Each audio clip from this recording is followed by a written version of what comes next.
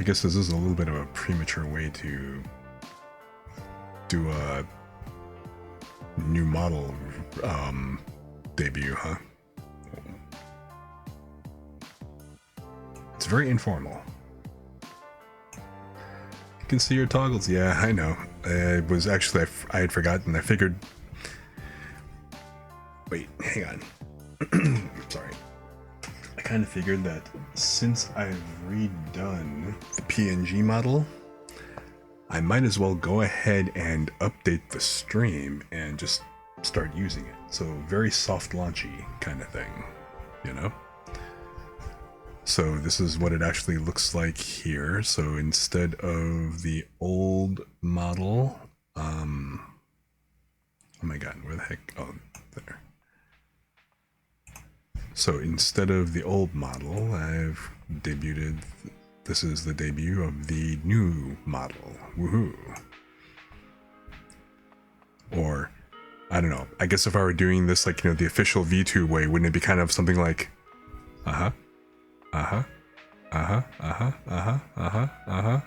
Wait, not too much? No, but whatever.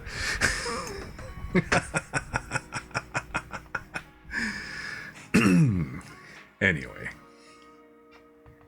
I'm glad you guys like. It's not animated yet, but when I do animate it, I'm trying to figure out how best to do that, because I want to animate it so that I've got the tail wisping from side to side. And I like your ideas of the wisps kind of having, like, you know, the spirits kind of floating around. Since I don't really have too many other toggles, okay, I don't have any toggles just yet. Part of the toggles that I want to go ahead and create are kind of adding some of those extras, but once I kind of get those in and stuff. But it's really just a cleaner version. In fact, kind of looking at it now on screen, I think what I want to do is I want to actually make the outlines a little thicker on the outside. So the outer lines, make those a bit thicker. The inside lines are perfectly fine as is, but I want the outline to stand out a bit more. So, but yeah, this is the new Me 2.0, Watashi 2.0.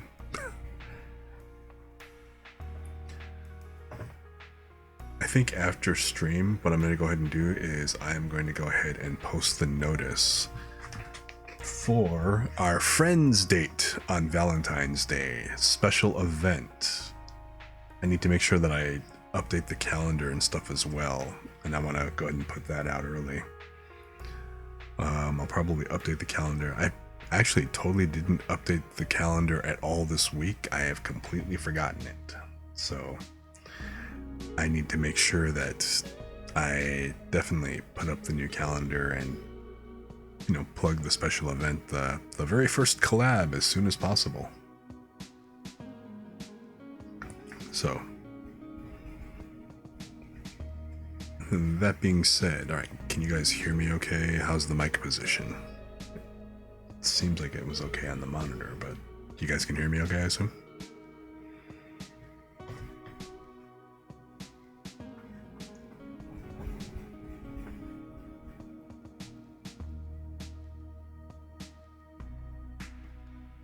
So, cool, sound is good. Oh, you know what, in all that bustle, when we were talking and everything, let me go ahead and go refill my water. This is actually kind of a day 2 of my 1-day fast. So, if it goes along, tomorrow I'll have a cheeseburger, who knows. Alright, but anyway, I will be right back. So give me a moment, and you know, I will go ahead and switch to the Kirin page. I'm also waiting to see if those quotes that I put in are working correctly.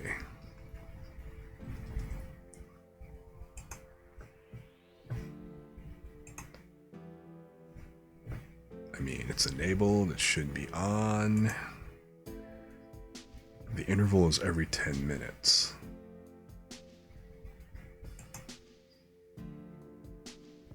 I guess technically I haven't been live for 10 minutes yet.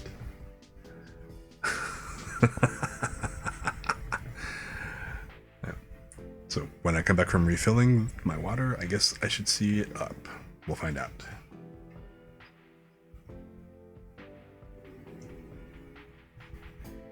Quiet stomach. I shouldn't have talked about cheeseburgers.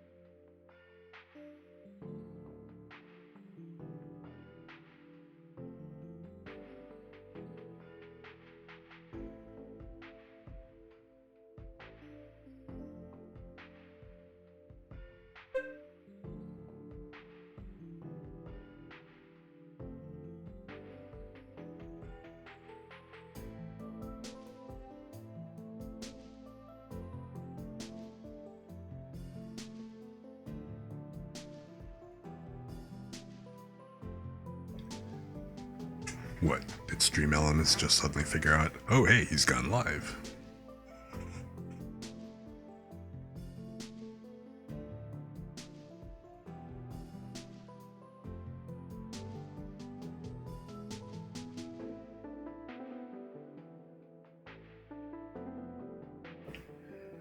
Oh hey, by the way, I think I'd mentioned before that I've got a Christmas cactus. And those things are apparently notoriously hard to bud.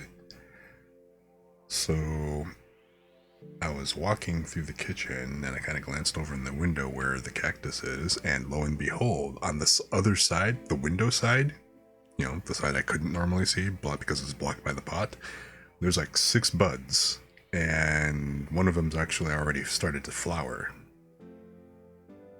So, hey, check that out. I've actually got a flowering Christmas cactus.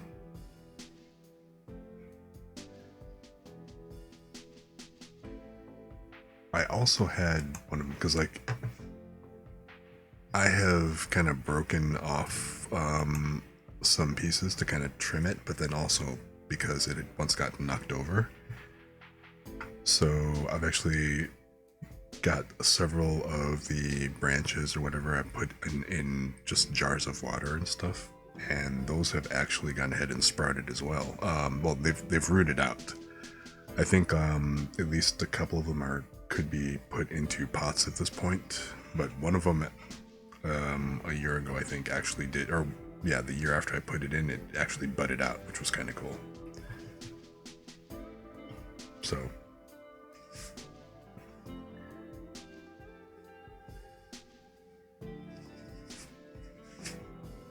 and I suppose I should actually go ahead and intro. I haven't done that yet. For everybody just joining us now, welcome, welcome. My name is Crusader, and we are having a reading ASMR stream tonight. Tonight we are going to be reading Kirin Rise, The Cast of Shadows. Author Ed Cruz, illustrated by Ron Langtu. The book is available on Amazon.com and it is part of a trilogy. I highly recommend anybody who's interested in the book or likes, listening to the read, feel free to pick that book up. By all means, go check it out, and also go check out Kirin Rise on Twitter.com. Oops, let me keep forgetting.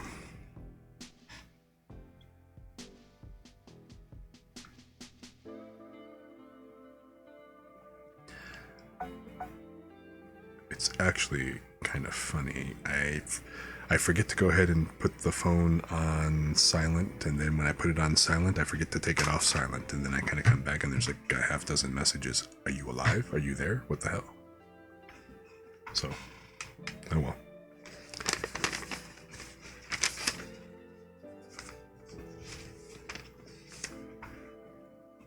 So, anyway. Hang on, let me adjust the mic. I don't really like the position here. It's kind of a little... I think it's a bit far away. Although you guys said that the sound is okay, so I think I'll just kind of leave it, maybe.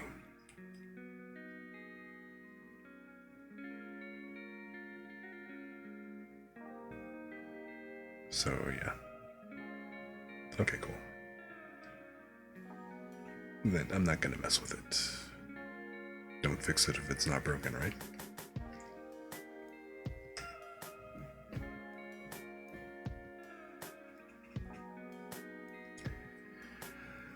Alrighty. So, anybody just coming in or hanging out and everything, or anybody listening to the VODs, glad you could join us. Feel free to kick back and join in on the conversation, or sit back and lurk up in the rafters. Feel free. I'm here to give you guys just a nice, wonderful, relaxing experience where no matter what kind of issues or drama or anything else that kind of went on in the day, if it was a rough day or anything, this is a perfect spot for you to just go ahead and take a load off, let go of all that, and just relax. Let go. Just feel free to hang and vibe with us. Oh wait, what was that earlier about paper ASMR?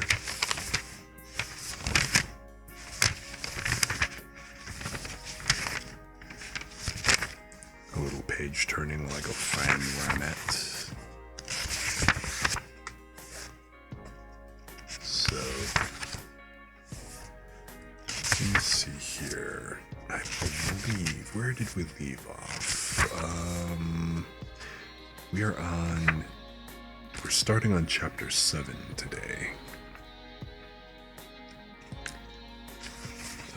The story so far. So if you are not familiar, Kirin Rise is the story of how one girl decides to try to go ahead and make a difference in the world.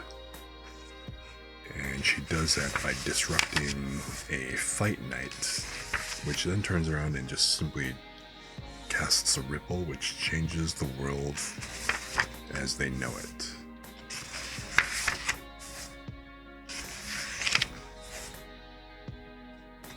So let me see here.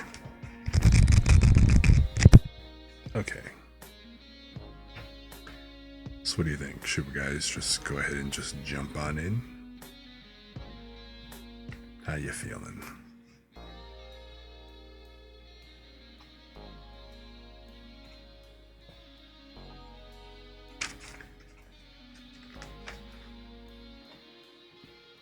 Or did all that page ASMR throw you off? Okay. Give me a sec, let me go ahead and wet the whistle and we will jump in.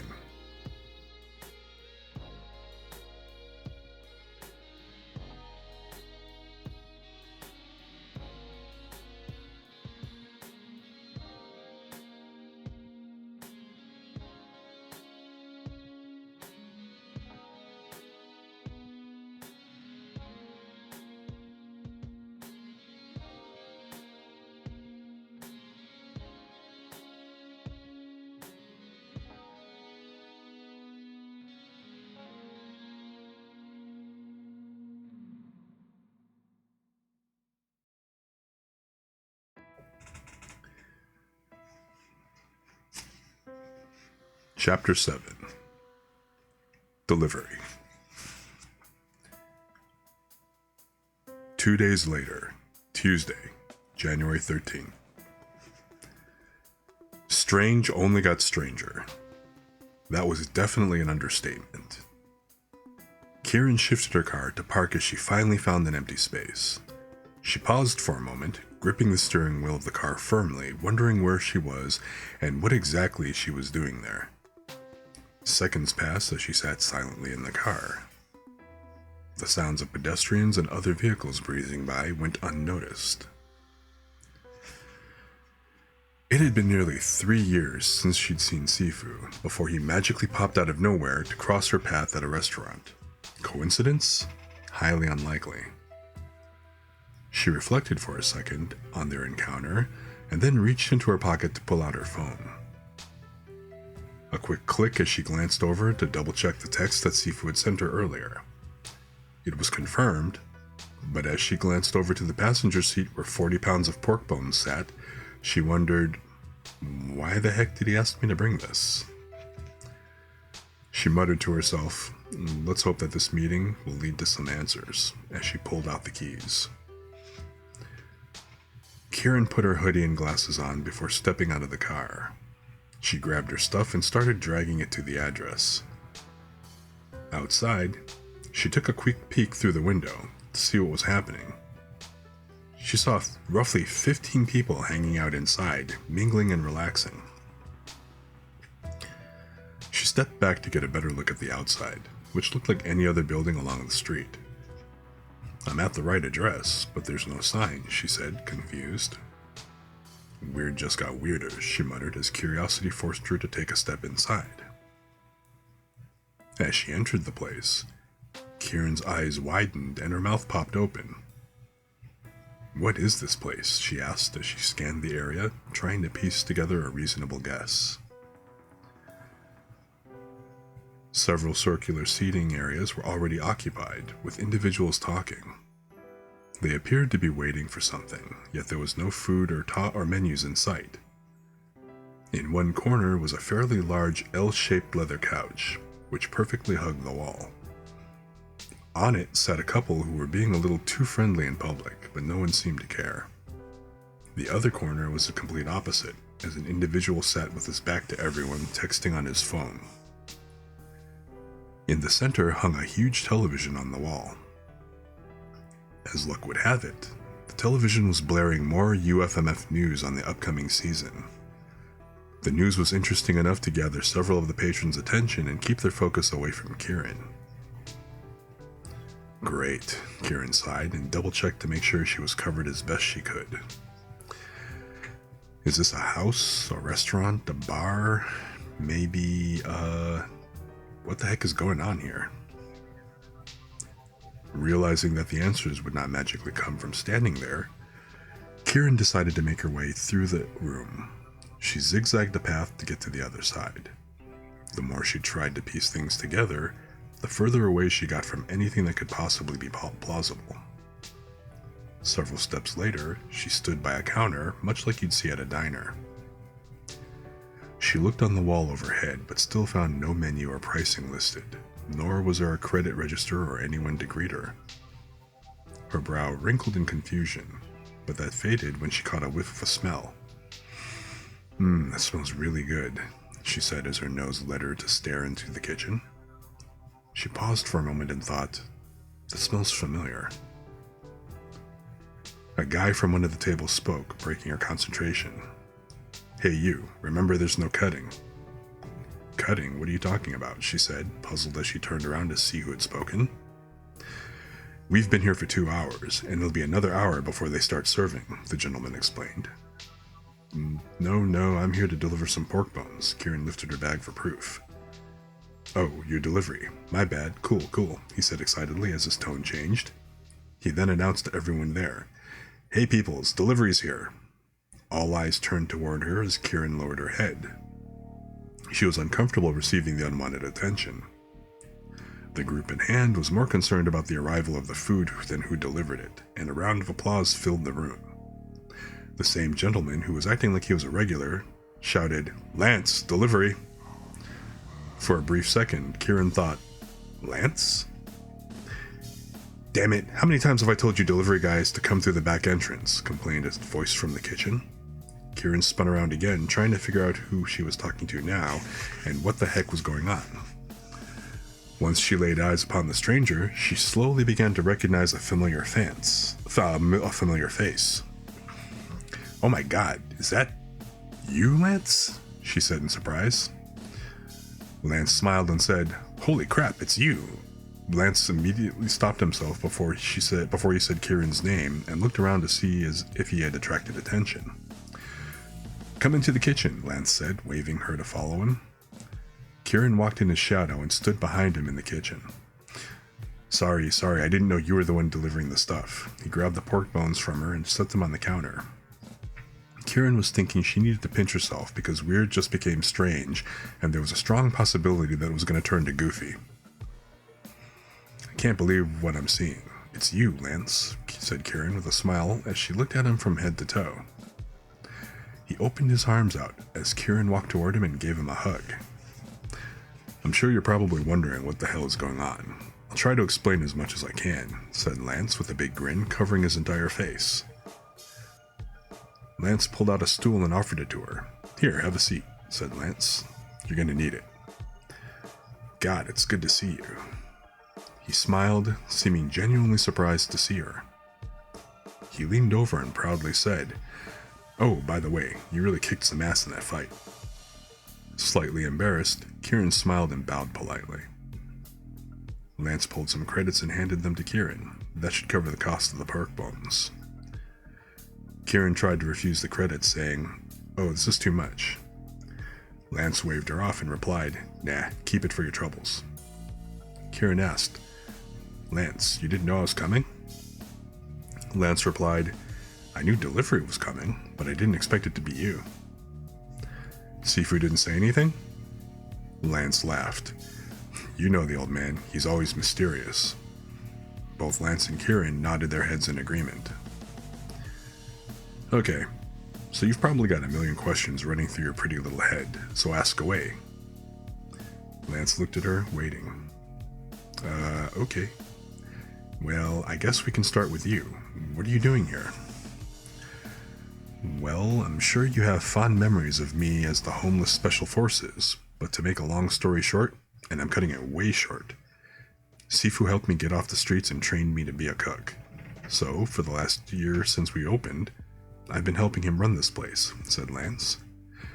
Wow, that's really awesome, Kirin said with a smile. As she looked around the kitchen filled with huge pots burning on multiple stoves, she asked, So this is a restaurant? That's not really that easy to answer. Technically, this is just a residential area, and the people outside waiting are kinda just hanging at Sifu's place. In a way, you could say that they are his guests, said Lance. I don't get it. You're cooking food and people are waiting on it. How can this not be a restaurant? Asked Kirin. Lance explained. Kirin, think of all the hoops you have to jump through to run a restaurant. Corporations run everything now, remember? The city's got a ton of red tape purposely forcing you to go through the corporations to be branded a franchise. If you don't go that route, then you're forced to deal with the mob. Lance seemed a little peeved, talking about how the system was run. While Kirin did not say a word, she knew exactly what Lance was speaking of. She took a deep breath to keep herself calm. You know, Sifu, to choose between the lesser of two evils makes absolutely no sense to him. So, to avoid all that bullshit, sorry for my language, Kirin, legally speaking, this is Sifu's house. He can do whatever he wants in it. If that's the case, he can't charge for the soup, right? She asked. You're correct. He doesn't charge people anything for the soup. He simply has a jar he leaves on the counter. So, Sifu pays you? She said hesitantly. Oh yeah, definitely. He pays me quite well indeed. In fact, I'm looking at buying my own house soon, Lance said with a huge smile. Kirin didn't respond, mulling over his answers. After a few seconds in silence, Lance said, Kirin, look outside in the living room area. Those people sitting there have been here since 6, and An hour from now, there'll be a line, said Lance. I don't get it. How did he get so popular? She asked. Lance shouted to everyone out front. The lady here would like to know what you guys and gals think of the soup. The crowd out front stopped everything they were doing and shouted, The most bestest soup ever! Kirin laughed. Most bestest? I used to say most bestest in class as a joke. Lance smiled. I guess Sifu copied it. People have adopted the phrase. Kirin could not help but laugh some more. That was why she'd always said it. It was funny and stupid and yet never got old. Lance interrupted her laughter and said, Kirin, you haven't tasted the soup.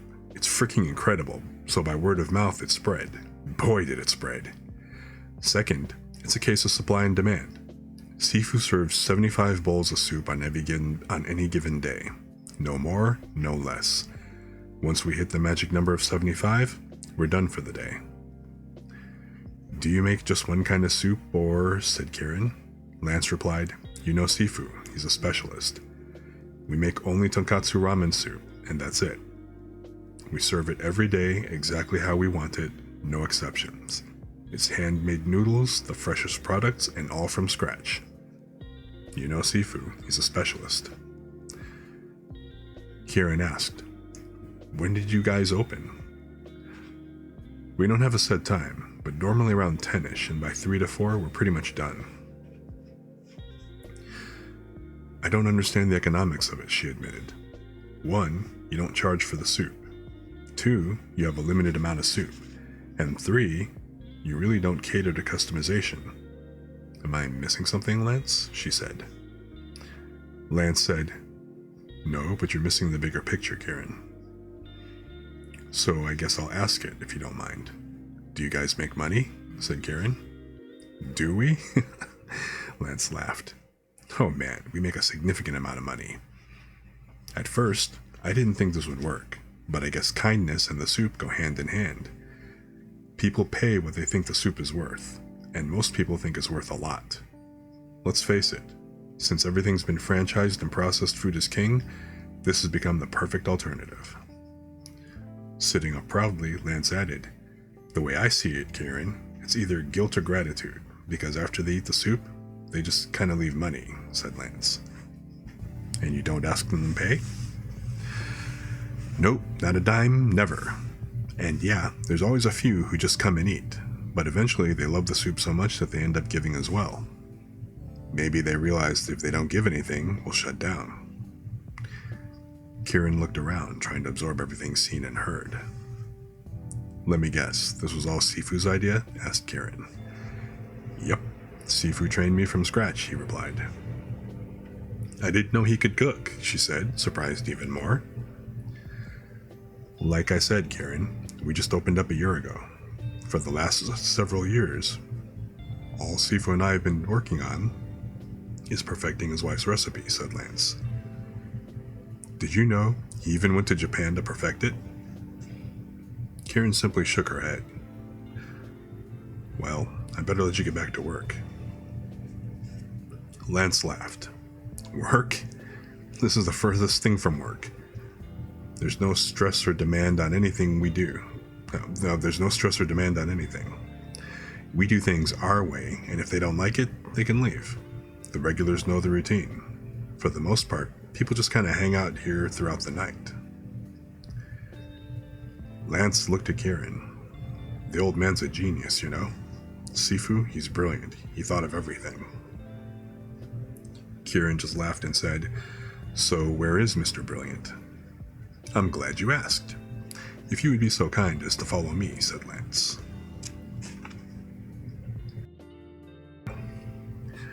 Lance picked up the pork bones which he had said would be used for tomorrow. Here, let's go to the storage area. Kirin followed Lance as he went inside. Kirin, close the door behind you. Kirin shut the door behind her as she stood inside a long but somewhat small storage area. Lance set aside the bones and walked towards one of the shelves. There, he removed a jar and pulled a lever. Kirin watched as a secret panel opened from the wall. Alright, Kirin, I'm gonna start prepping the soups for tonight. He's down there.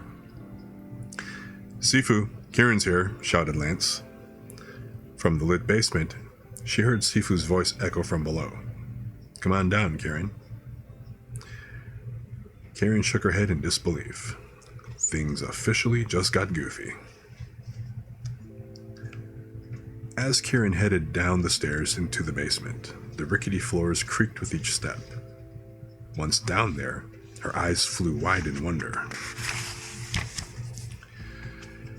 She saw Sifu in the corner, with his back turned to her, writing. To her right, she saw Sifu's old wooden dummy from the training facility. In another corner lay some poles and swords that he kept back in the days when he taught. While it wasn't her old school she knew and loved, it felt like it. She began walking towards Sifu, but something caught her eye. It was an entire wall with writings and postings connected to each other. At first glance, it looked like a random trail of mess, but upon examining it further, she began to realize it was more than just that. Sifu did not say a word, and let her explore the small basement by herself. She was looking feverishly over everything as the single wall spanned the entire length of the restaurant from below. Kirin looked at it as if she were staring up into the sky at all the stars being shown.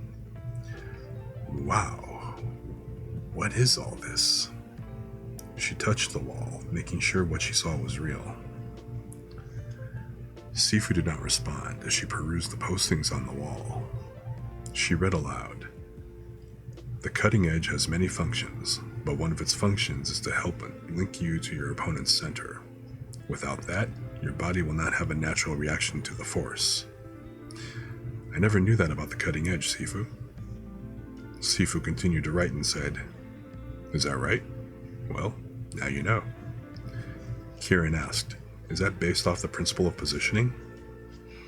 Actually, it's based off the structure of the hand triangle, said Sifu. As she continued to look at the writings on the wall, she felt like a kid at a candy shop. She was in utter amazement. She read another clip from the wall aloud. In holding the tensile to rolling position, since it is inside line, this is an active position, but with passive power. She shook her head and said, I have no idea what that means at all. This is all incredible, Sifu. What exactly are you doing? Concentrating on his work, Sifu said, You like? I call it my roadmap. A roadmap to what? She asked. Every detail you can imagine about the art of Wing Chun. How long have you been working on this, and how much have you completed? Asked Kirin. Oh, I would say over the last 4 years I've been working on this, and I'm maybe halfway done, he replied. They fell into a comfortable silence as Kirin made her way along the wall, and Sifu's pen scratched away over the paper. So, did you get an invitation from the UFMF? Sifu paused his writing and waited for an answer. Her concentration broken, Kirin spun to look at Sifu's back. How did you know I got an invitation? Asked Kirin. Common sense, Kirin. That's what I would have done, Sifu replied. Did I not tell you that it was only a matter of time that they would make the move for you? You did say that. Kirin wondered where he kept his magic crystal ball. So, Sifu, why did you call me here? I don't think it was to bring you 40 pounds of pork bones. Sifu finally turned around. I called you here because you have less than 5 months to train for the league, and you are far from ready, said Sifu. Kirin replied, I agree I need more training, but, you know, Sifu, I have learned a lot over the last several years. Sifu nodded his head in agreement. I think you should show me. Sifu got up from his seat and then walked to the center of the basement. There, he placed one hand behind his back and slightly extended his other hand out as a guard. He did not say another word and waited for Kirin to take her spot. Kirin removed her hoodie and laid it on the floor. She stood several feet from Sifu. She was wondering if this was really going to happen. Sifu said, "Whenever you're ready."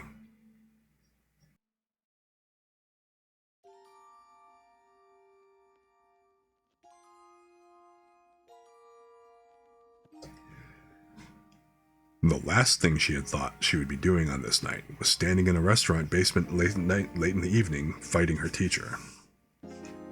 Kirin and Sifu were standing opposite each other a mere 5 feet apart. This was unlike any fight Kirin had ever done before, since she never had the opportunity to spar with Sifu. "Sifu, are you sure?" "I need to know where you're at." Sifu smiled at her and gestured her to begin.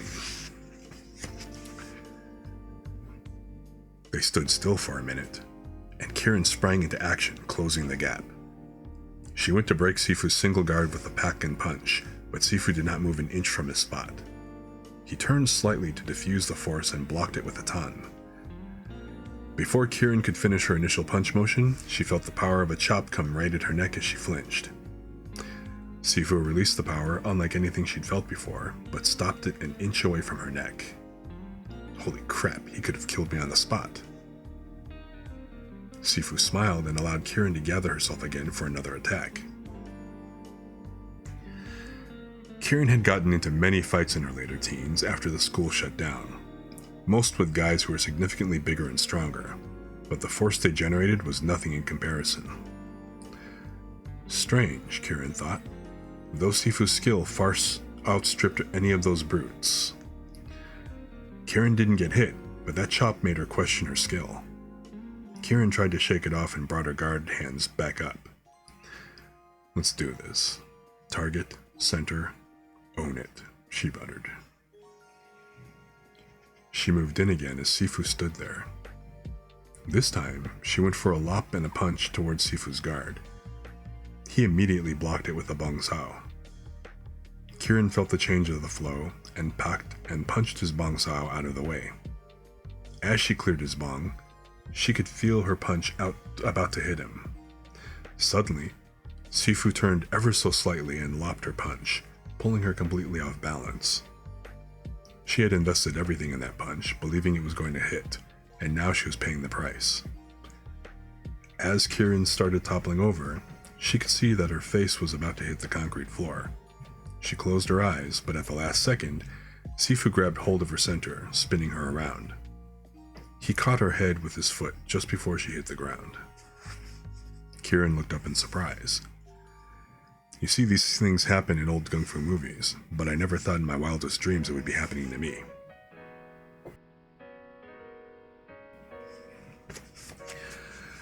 The next several minutes were more of the same. Everything Kirin tried, Sifu easily countered. How could I suck this bad, she thought. All this time, Sifu was playing his game. He saw things differently from the typical fighter. Sifu's strategy was simple. He merely moved forward, always trusting in the flow of the force and never letting his ego block out what it was saying.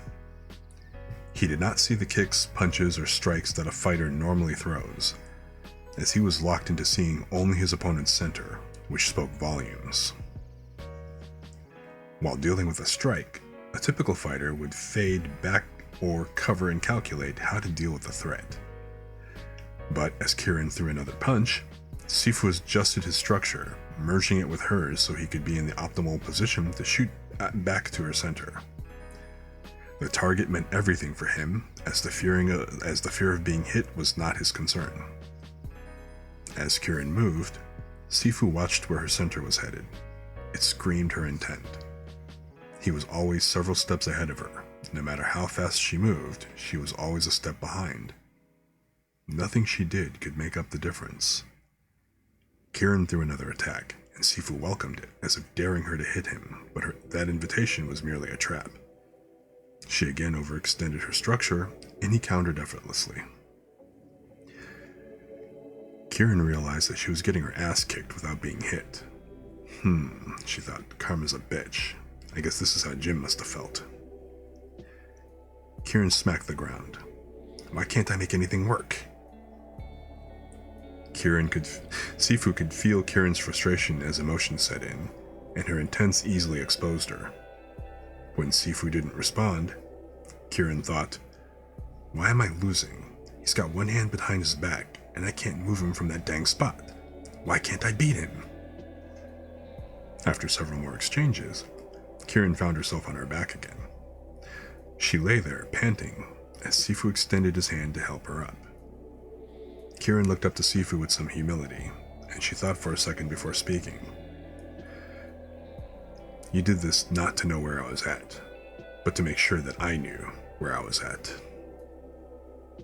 Sifu smiled. Don't be too hard on yourself. You have learned a lot since I last taught you.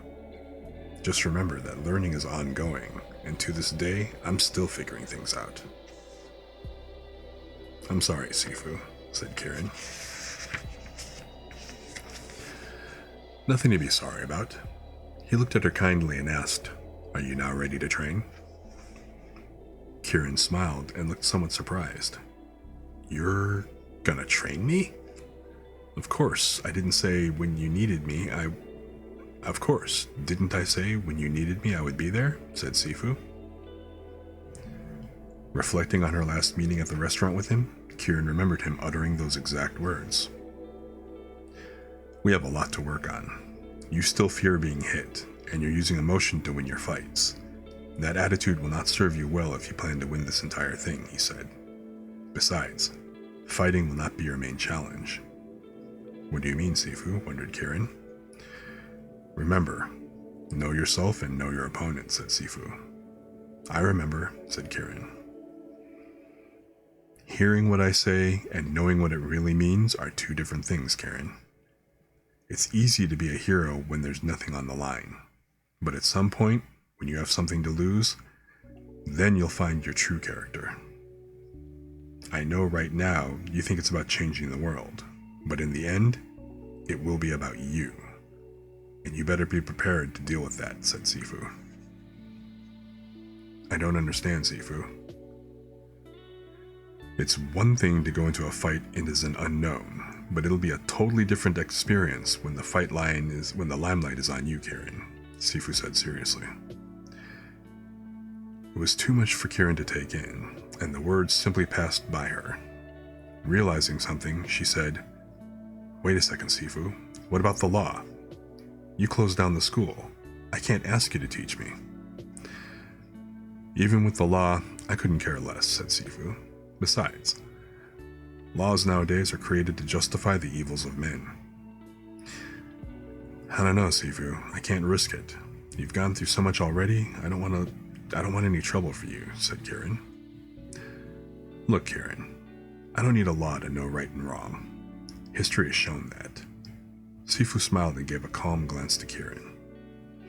Besides, I'm not breaking any law, Kirin. There's no school, I'm not charging you, and this is a residential place. As far as I know, all bases are covered. Sifu glanced at Kirin, still on the floor, and chuckled. Kirin said, You do think of everything. Sifu replied, I'm merely playing the game for now. What do you mean, Sifu? People in power use their intelligence not to make the world better, but to find loopholes to take advantage of. It's a shame, isn't it? If only they put their minds to good use, Sifu said with some disappointment.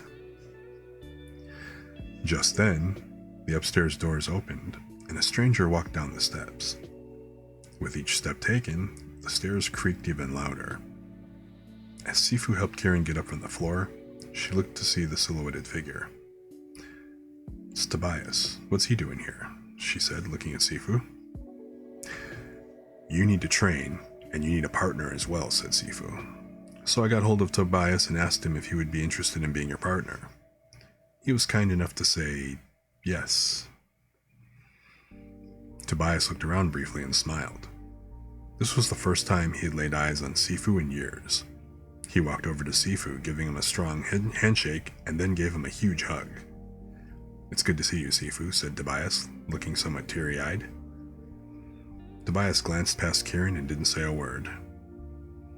Kirin asked him, "Hey, you still upset at me?" "I'm here, ain't I?" Instead of looking at Kirin, he stared at the wall that Sifu had been working on. Kirin wondered what was eating him. Tobias was no different from Kirin, awestruck at the work Sifu had compiled on the wall. "Sifu, you've outdone yourself. This is most impressive," said Tobias. "It's far from complete, and much more work still needs to be done," rattled Sifu. Finally turning to look at Kirin, Tobias asked, "So, how badly did Sifu kick your ass?" "It's not as bad as you think. Besides, if you think you're so good, why not see for yourself?" said Kirin. Tobias laughed. "Because I'm not that dumb, Kirin. I know he can kick my ass." Kirin had no response for that.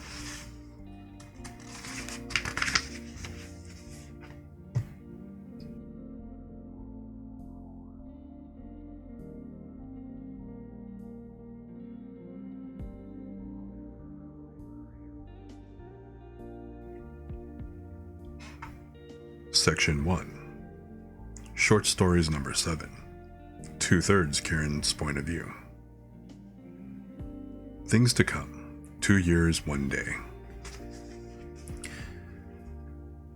In a dark and shaded corner of a restaurant, an unsightly being continued to gorge upon his meal. "Hurry up! Bring me more food! Do you want me to starve?" asked Mr. Jabiano. "I'm coming, sir." The waiter carrying the food rushed to his table and set the dishes appropriately. "Here you go, sir. Sorry for the wait," said the waiter nervously. Mr. Jabiano did not seem to care for the apology, as he immediately stuffed his face in an unruly manner. His actions were those of a starving man, but his physique said otherwise. "Next time, boy, I'll have your head," said Mr. Jabiano. "Sir, my apologies, but I can only bring out the food when the chef's done cooking it," said the waiter with a huge gulp. Mr. Jabiano swallowed his bite and made a slight motion to his 2 henchmen, who were standing beside him. Like dogs given an order, they moved toward the waiter and began pummeling him. I'm sorry," he screamed, apologizing just so they would stop the beating. They did not hesitate at his cries, continuing to beat on him. Meanwhile, Mr. Jabiano ate his food, oblivious to the cries of pain. For the next minute, they tortured the waiter in public, stripping him of any dignity or value. Suddenly, a voice spoke from a distance. "Your men are quite effective and handsome, but their method is quite sloppy." Excuse me. The stranger sashayed his way into the restaurant. Mr. Jabiano looked up and began wiping his mouth. He tossed his grease-stained napkin to the side. "Who dares disturb my meal?" said Mr. Jabiano. With a flirtatious wave, Fawn said, "The one and only," as he finally came into full view. "Mr. Fawn, I'm glad you could take time from your busy schedule to join me for lunch," said Jabiano, as he struggled to speak in his strained clothing. "The pleasure is all mine," said Fawn, smiling devilishly at Jabiano. Come, grab a seat." Jabiano gestured for a chair. Immediately, one henchman dragged the bloody waiter from the spot, while the other pulled out a seat for Fawn. Fawn looked over the area and dusted his chair before sitting. A new waiter came and poured a drink for Fawn. "This is a quaint little restaurant. It's like Olive Garden, but homier," said Fawn as he tucked his handkerchief back into his pocket. Mr. Jabiano looked at Fawn and then took a sip of his wine. He said, "This is my great-great-grandfather's restaurant. He earned this through the blood and sweat of others. Fawn, you must have a huge set of balls to come into my house and insult me." Fawn looked up at the ceiling and said, A big set of balls. Dare to dream." He closed his eyes and appeared to be doing just that. Mr. Jabiano said, "God rest his soul," as he made a sign of the cross. "In his day, you come into a man's house and insult him, he would have shot you on the spot." Fawn said, If you're gonna shoot me, I suggest you do it now because we're less than 2 weeks before the law passes, and those days of having a gun will be a thing of the past. Giabiano said, "You're assuming the bad guys are gonna abide by this." Fawn replied, "When you're the boss of all the bad guys, I'm willing to bet you're all going to follow." Mr. Giabiano made another gesture, and his henchmen moved toward Fawn. One of them pulled out a gun and pointed it at Fawn's head. Fawn stared directly into the barrel, cross-eyed. "My, such a long and powerful gun. I wonder if it matches what's in your pants." The henchman looked confused by the comment and cocked his gun. Fawn took his time and sipped a drink. He snapped his fingers, and 10 of his men stormed inside the restaurant and surrounded him. The henchman with the gun switched his attention to Fawn's men, but he couldn't decide who to aim at. Fawn said, "Manpower, it's the wave of the future. The economy is so terrible that it's created cheap labor. Technically, that single bullet is more expensive than one of my bodyguards." Mr. Giabiano was listening to Fawn while staring directly at him. Fawn said, "You should play some chess. One doesn't sacrifice the queen to kill a pawn. Besides, you could pull that trigger, but then there's another 25 waiting in the wing." Mr. Giabiano finally understood how Fawn would play things out. Fawn continued, "The thing about guns, it's so quick. I would think most people would prefer dying a quick death, don't you think? But there's more of a sense of accomplishment when you break a man with your own 2 hands." Fawn mimicked a snapping motion. "It requires so much more skill, as opposed to pulling a trigger and squeezing it. It's so much more personal." Fawn paused and admired the words he had spoken. Giabiano stared at Fawn, intrigued by his comments. "I doubt you've ever broken a man with your own hands." Fawn nodded. "You're right. I wasn't blessed by the gods physically. But I found my own niche, you could say." Giabiano laughed and stared down Fawn. "By the way, the things I told them to do to you and your men if anything happened to me makes me kinda queasy, even for me. I'm picturing what really would have happened had the 3 bears found Goldilocks in their house." Fawn smiled coyly and enjoyed his drink. Giabiano motioned to his henchman to put away the gun. Giabiano smiled, chuckled, and said, "I have to hand it to you guys. You've done us one better. Corporations have taken crime to a whole new level. When you can do what we do and make it legal, it's pure genius." Fawn said, "Laws simply support whoever has the deepest pockets. Let's face it, no one has more than the corporations do, not even the governments. The deeper, the better. The formula of money making the world go round hasn't changed since the beginning of time." After seeing the manpower that was being displayed, Mr. Giabiano realized that the numbers were not in his favor. "Enough blood has been spilled for today, don't you think, Mr. Fawn?" said Giabiano, trying to save face. He motioned for both his henchmen to step back toward his side. Fawn waved his hands, and 10 of his men stepped back. Choice, or should I say freedom of choice, is an illusion. It's the old salesman's technique of giving you 2 options. Would you prefer A or B? Only deep down, you don't really want either one. It's no longer a choice when it's picking the lesser of 2 evils. So I'm sure that's what you're feeling right now, Mr. Giabiano, said Fawn. Giabiano squirmed uncomfortably in his chair as Fawn stared him down. See, the question in your mind is, will you be the last of the organized gangs to fall under the umbrella of the UFMF, or simply die? Said Fawn. Mr. Giabiano looked up at Fawn with resentment, but realized someone was playing his own game better than he could. I'm assuming the other mob bosses are performing the same duties you're requesting, said Jabiano, who still sounded out of breath. Like the good employees they are, but the difference is they're being rewarded handsomely, said Fawn.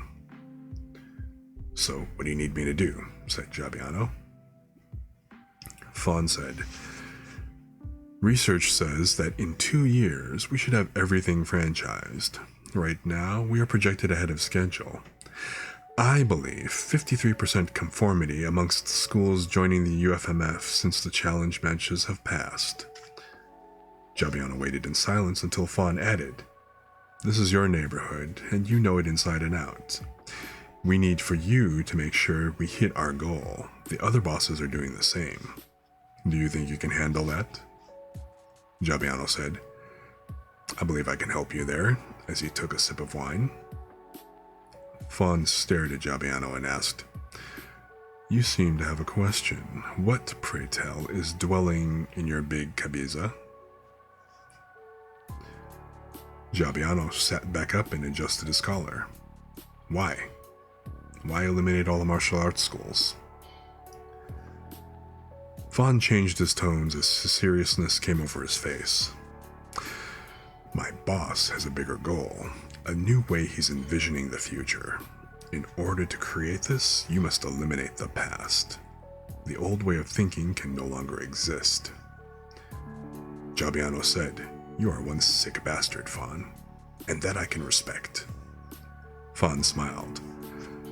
Enough about the dream. We need to ensure that we get there.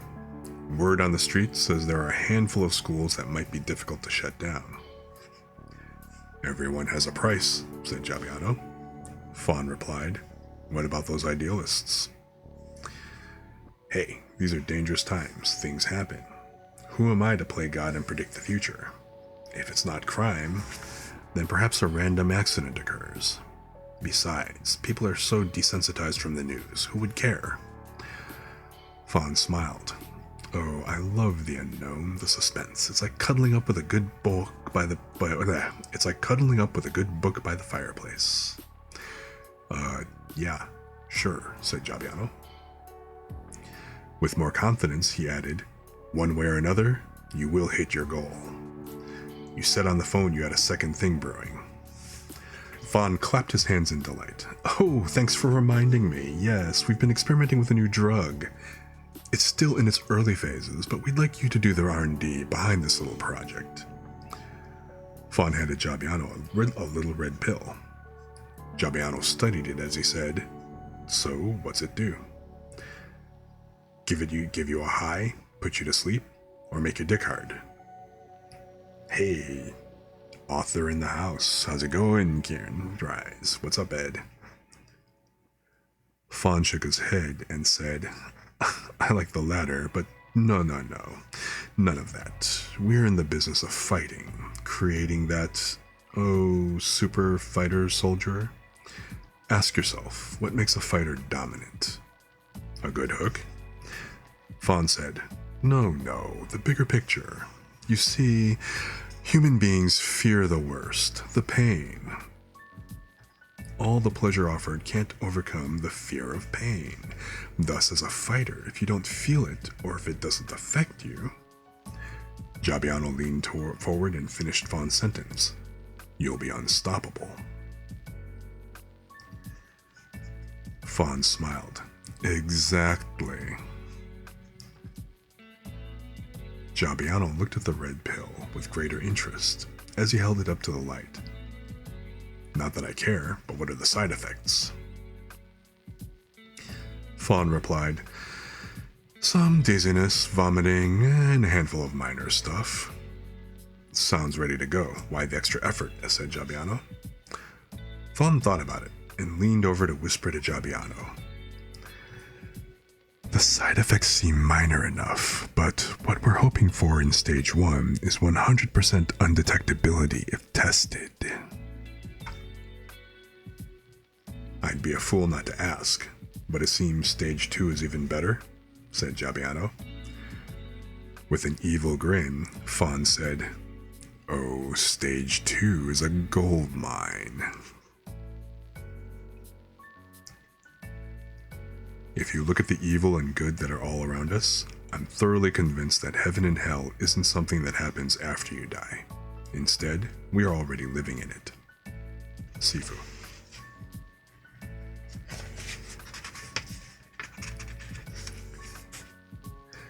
Yeah, I'm glad you're here. Glad you're enjoying the read.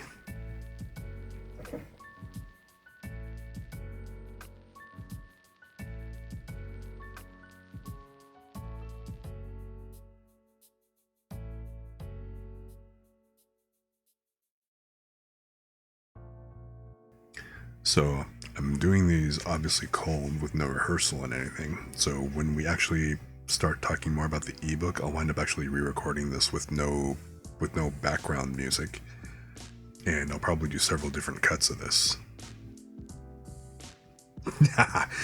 Feel like you should be smoking and drinking wine while I read. Well, okay, I mean, hey, I say go for it.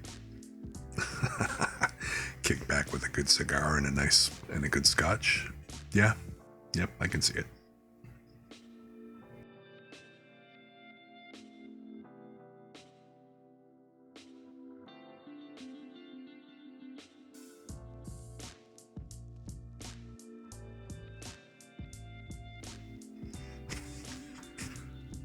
Untouchable.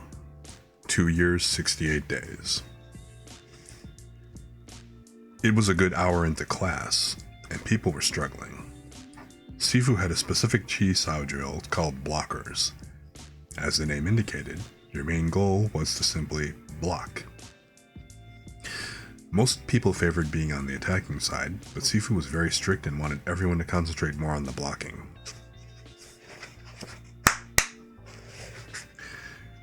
Nope.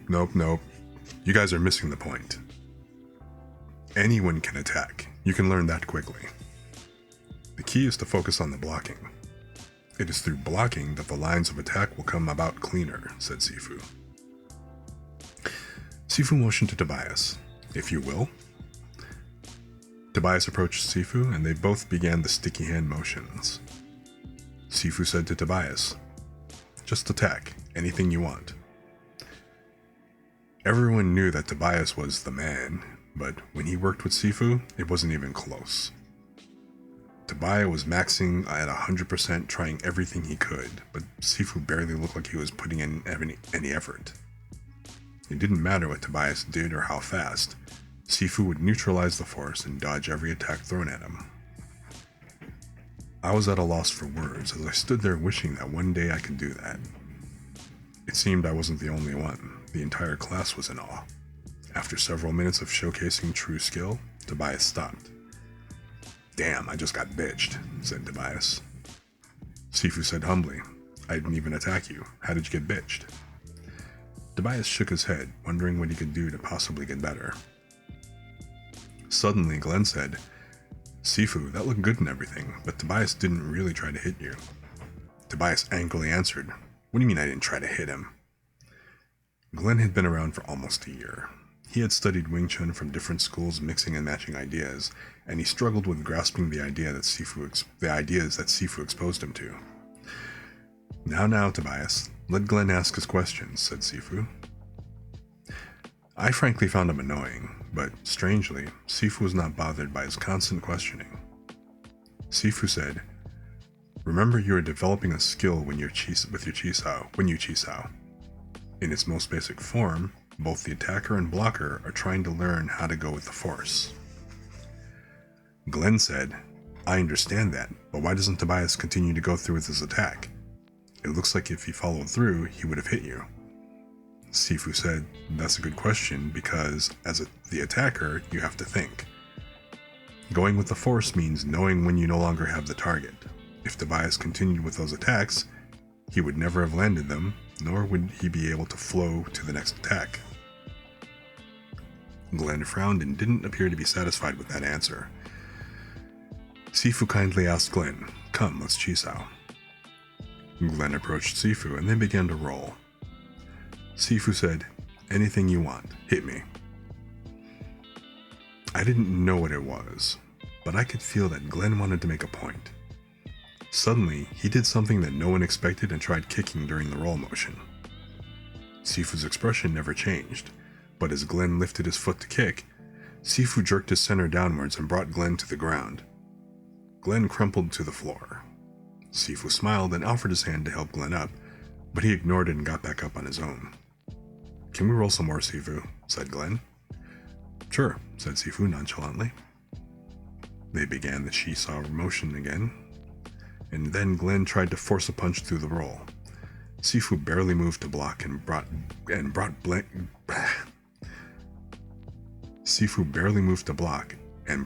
off balance. Again, he was down on the ground. Sifu extended his hand forward for Glenn. He refused and got back up. Hey, good to see you again, full 180. No, you're not late, you're right on time. Glad that you could make it. "One more try, Sifu," said Glenn. "Sure," said Sifu. They began rolling again, and I could feel that Glenn was getting frustrated with his attempts. "When you're ready," said Sifu. Glenn didn't need any more motivation. He wanted to prove his point and began rolling, this time with even more vigor.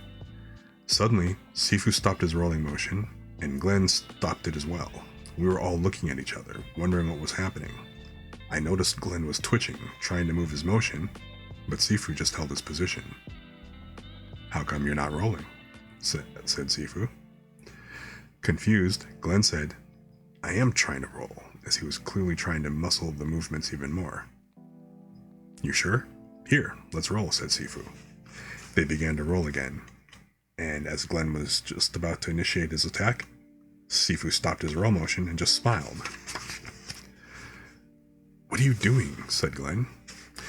"I'm not doing anything. I'm waiting for you to attack." They stood still for only a moment, but it seemed like a much longer time, as Glenn twitched but didn't move. We all wondered what exactly we were seeing. Glenn said, "I can't freaking move." Sifu finally let go and said, "Not bad, not bad." Glenn was confused and shook his head. He walked away in a daze, not knowing what exactly had happened. Sifu looked around the entire class and said, "All right, get a new partner and continue to practice. I'm gonna get some water." I looked at Tobias and said, "What the hell was that?" Tobias shook his head and shrugged his shoulders. "Don't ask me. I have no idea what the heck he just did." Ryan stepped in, waving his hands. "Man, it's like magic." We all laughed, not just because Ryan was funny, but because he was probably right. Tobias looked at Glenn and said, "Thanks, Glenn." Glenn looked at Tobias. "Why?" Tobias said, "'Cause that, my friend, is truly being bitched."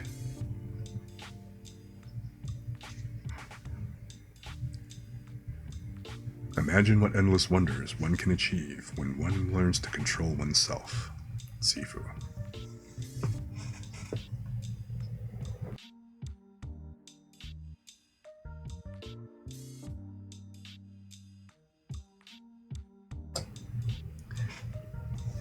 Just as an aside, I just kind of got to throw out there, having actually done that exercise and gotten the freeze and watched all the others do it, that is some trippy shit. You literally cannot freaking move. And you literally feel locked in place. Don't ever roll with Ed.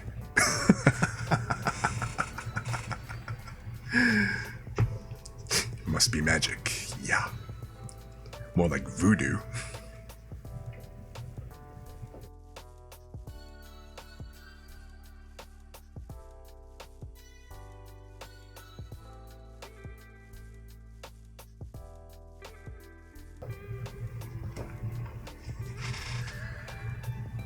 How do I use this? 2 years, 89 days. I was weaving in and out of traffic on my bike and was already 15 minutes late to class. Shaking my head, I regretted stopping for a cup of coffee. As an addict to caffeine, I always found a way to justify it. Dang it, I said. Technically, there was no rush to be at class on time. To Sifu, class started when you wanted it to, and only if you chose to come. He believed in self-discipline. Whether you showed up or not, it was all the same to him. In the end, you're there because you want to be. I finally arrived in front of the school and made a half-hearted attempt to lock up my bike. As I entered, there was a strange commotion surrounding one of the students. Sifu was giving some instructions, but all the students were hovering around someone, and I could not make out from that distance who it was. Curious, I rushed forward to see what was happening. I blurted, "What's going on?" The majority of the crowd ignored my inquiry, but Tobias and Robert at least looked to acknowledge my presence. There I was, hopping up and down and trying to get a glimpse of all the action, but all I could hear was Sifu's voice. Sifu said, "Keep the egg on your eye for the next 15 minutes. By this time tomorrow, the bruise on your eye should be gone." I said loudly, "Pluck a duck." This time, everyone except Sifu turned around and looked at me questioningly. Silence surrounded me as everyone stared. Tobias gave me a look and said, "You know, that's still considered swearing." I ignored his comment and spoke. "Anyone else find it odd that Sifu can boil an egg in the gym?" A domino effect of eye rolling occurred as they all ignored me again. I thought, it's a legitimate question. We're in a gym. How exactly did he boil an egg? Finally, the crowd parted and revealed Danny at its center. He sat, thin as a nail, and twitched nervously, making these weird head motions similar to a chicken pecking for its food. Danny had been in class at least a year before me, and was often the first to give me tips with the quirkiest examples. He started explaining how he got into a fight, but then stopped and asked Sifu, "I don't get it, Sifu. The stance failed me." Sifu, not too shocked, said, "Tell me exactly what you did." Danny explained how he got into some heated argument at school, and one thing led to another, as it always does amongst boys. Finally, he put up his guard, and I got in my guard and my stance. At that moment, the crowd that had hovered over Danny immediately dispersed. Everyone shook their heads except me, unaware of what Danny had said that was incorrect. The rest of the seniors walked away, and I heard Tobias shout, "Dude, seriously? Seriously?" Just like that, the moment of drama was quickly forgotten, and everyone else went back to their regular drills. I, on the other hand, was standing there with Danny. Both of us were left alone, wondering what he had done wrong. Sifu was standing there working on Danny, no doubt waiting for us to ask. I had to know as the answer was killing me. At the same time, we both said, "So, you don't stand in YGKYM when it's a fight?"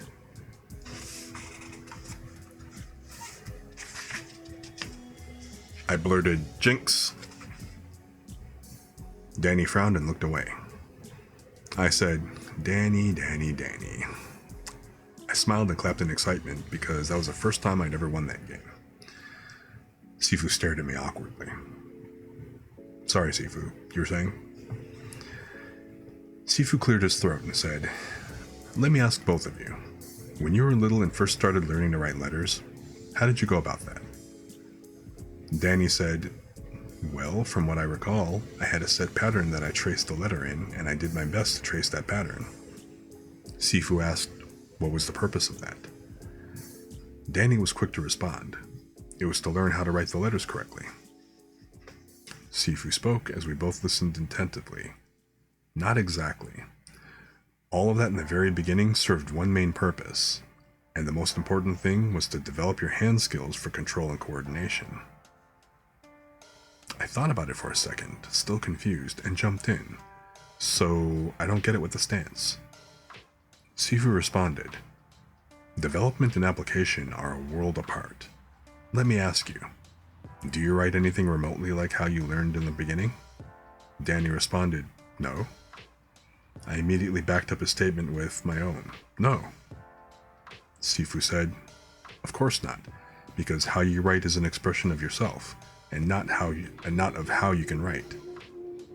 To do it like you did back in elementary school would be to fight against the force. That would make you move unnaturally, like a robot. Once you fail to move naturally, you lose." Danny responded, "Well, why didn't you tell me that before?" Before Sifu's mouth opened to answer, everyone practicing stopped and yelled in harmony, "He says that all the time! Development and application are totally different." Sifu, with a bit of empathy, said, "I did tell you that before, but only now are you ready to listen." With that last comment, Sifu walked away to tend to the rest of the class. Both Danny and I were looking at each other. I said, "I think he purposely does that." Danny asked, "Does what?" I responded, "Makes me feel dumb." Danny looked at me and said, "Agreed." Once the excitement fades, knowing the rhyme to the reason will lead to continued action. Sifu.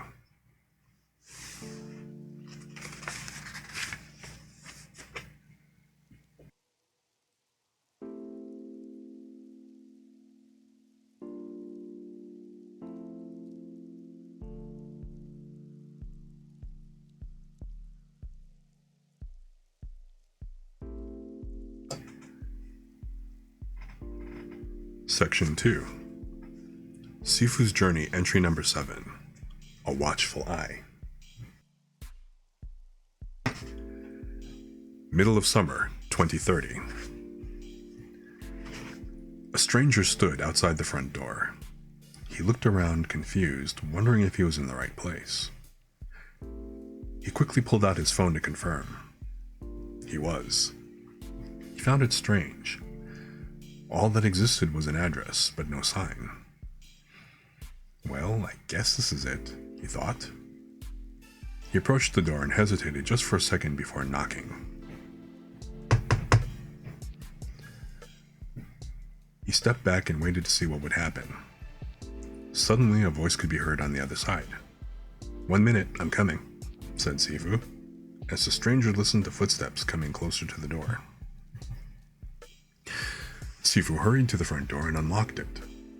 On the other side stood Phil, Sifu's very first pupil from 40 years ago, representing his first generation of students. "Sifu." Phil smiled and quickly shook his hand before giving him a hug. "It's good to see you, Sifu." "It's good to see you as well," said Sifu. Come in," he welcomed Phil inside. Phil walked in and started admiring the inside of Sifu's establishment. After a quick glance, he said, "Wow, this is impressive.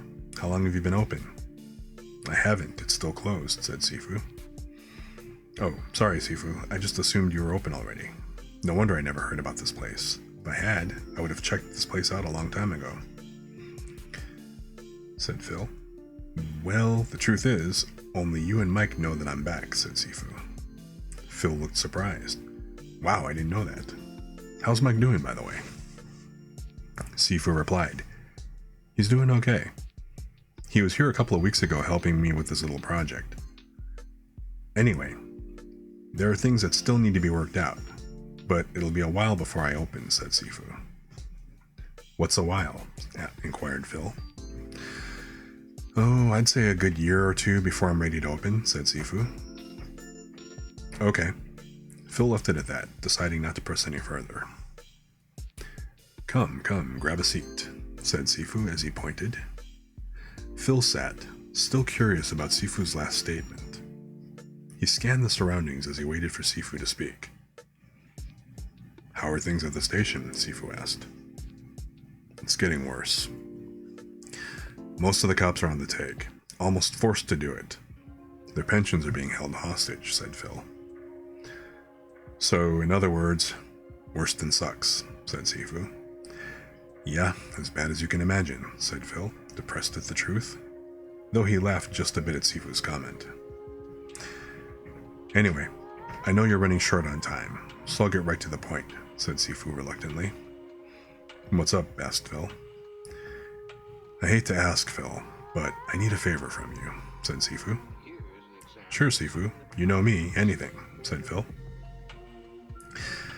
"I haven't been in direct contact with the young ones since I closed the school, but the eyes on the street say they've been active.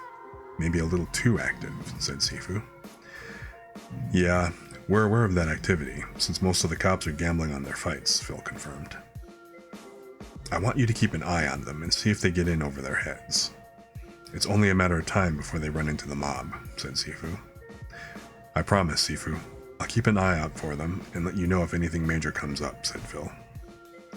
He looked away slightly, hoping that Sifu didn't sense anything. Phil thought, thank God he doesn't know. Thanks, much appreciated, Phil. Sifu crossed his legs and smiled, but could feel something was weird in Phil's demeanor. Sifu did not try to dig for more information and left it at that. Do you have to take off already? 'Cause I have some soup I've been working on, said Sifu. I can spare a minute or two, said Phil, as Sifu had said the magic word, food. Sifu quickly ran into the kitchen and poured a bowl of his ramen for Phil. Here, try it, said Sifu. Oh my god, this is fantastic. I'm being serious, this is incredible. Is this what you're planning on selling? Asked Phil. It is, but I need more practice. It's still not as good as it should be, said Sifu. Please tell me I don't have to wait a couple of years before I can have this again, Phil said. Sifu laughed and replied, You can stop by any time and be our test subject on the soup. Phil smiled and continued eating away.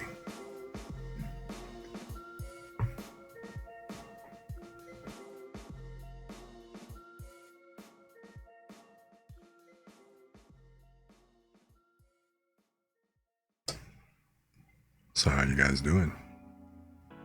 Still with me? Just kicking back and enjoying the vibe? For anybody else who's just kind of come in, welcome. If you're listening to the VOD, hey, just feel free to kick back, relax, and just enjoy the vibe, and hey, feel free to lurk, kick back, fall asleep, whatever works best for you.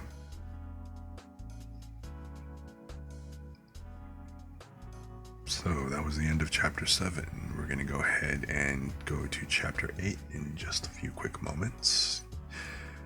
Give me a second, I'm going to go ahead and go refill my water, and I'm going to stretch for a moment, and I'll be back in about a minute or so.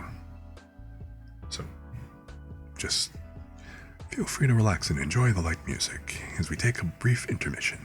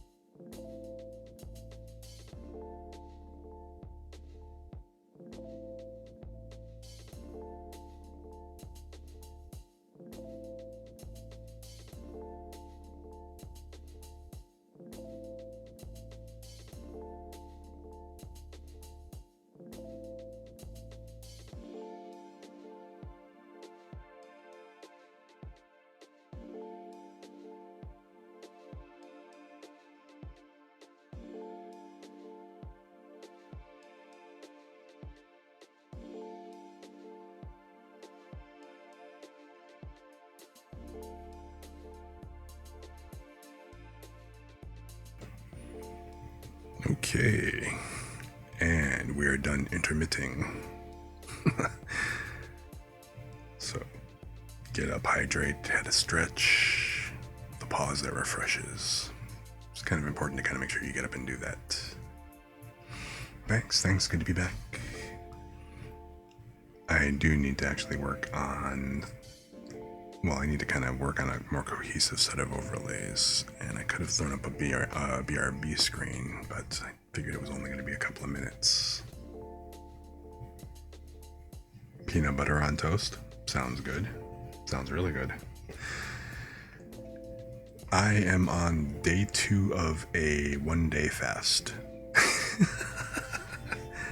I kind of meant to only fast yesterday, but I was so caught up with everything today that, you know what, I just kind of looked up and I'm like, food's optional today. I'm good.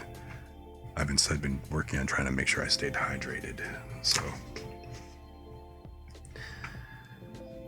I have drunk a whole lot more water than I have, been kind of more in line with with the amount that you're supposed to be drinking.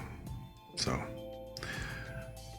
well, I mean, when it comes to fasting and stuff, it's a 3-day rule. If you get past the first 3 days, then all of a sudden it's not so bad.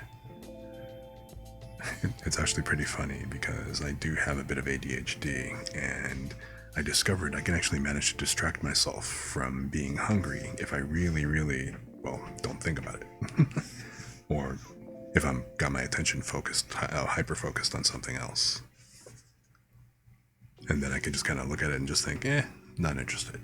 However, the more you put your focus on anything, the more of it kind of manifests and appears in your life, right? So the more you focus, the more you kind of notice it around. So I'm going to stop talking about being hungry now.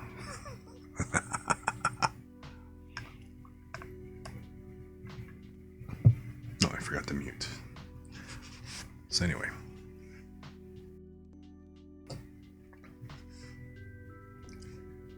Chapter 8. All this talk about not eating is making me hungry. Yeah, it do be like that sometimes. Also, you know, I've kind of noticed I'd set up a bunch of seafood quotes, but none of them have come up. That is mildly perturbing. Like, why are you not coming on?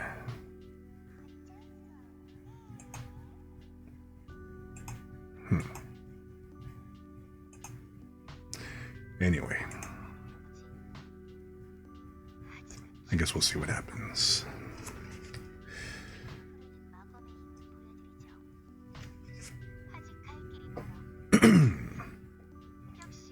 Chapter 8. Whoops. Sorry, I hit the wrong button.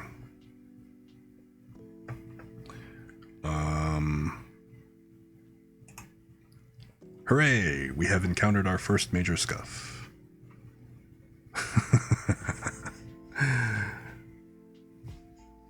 It just wouldn't be the same without it, right?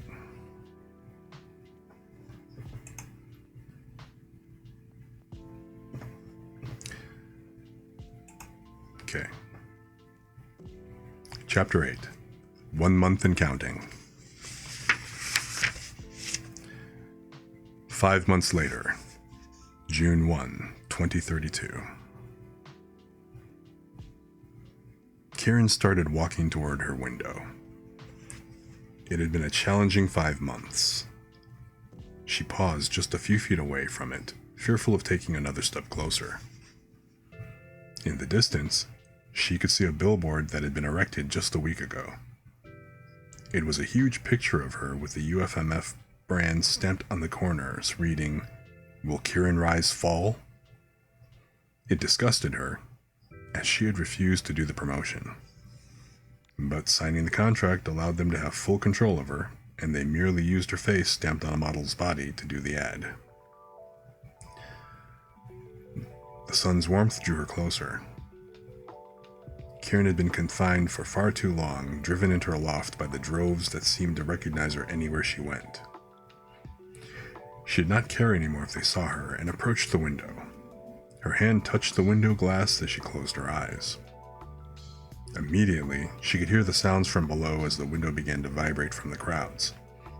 "Oh my god, it's Kirin! We love you, Kirin! Kirin rocks!" She opened her eyes and looked down, as she gave a bashful smile and a wave. The crowd below went wild, cheering and shouting in a frenzy. Every day, it looked like there were more people as the season was a mere month away. People were holding up signs, cosplayers were dressed up as her, and photographers waited hours just to get a snapshot. Sifu had forewarned her of the possibility, but only now did she understand what he meant.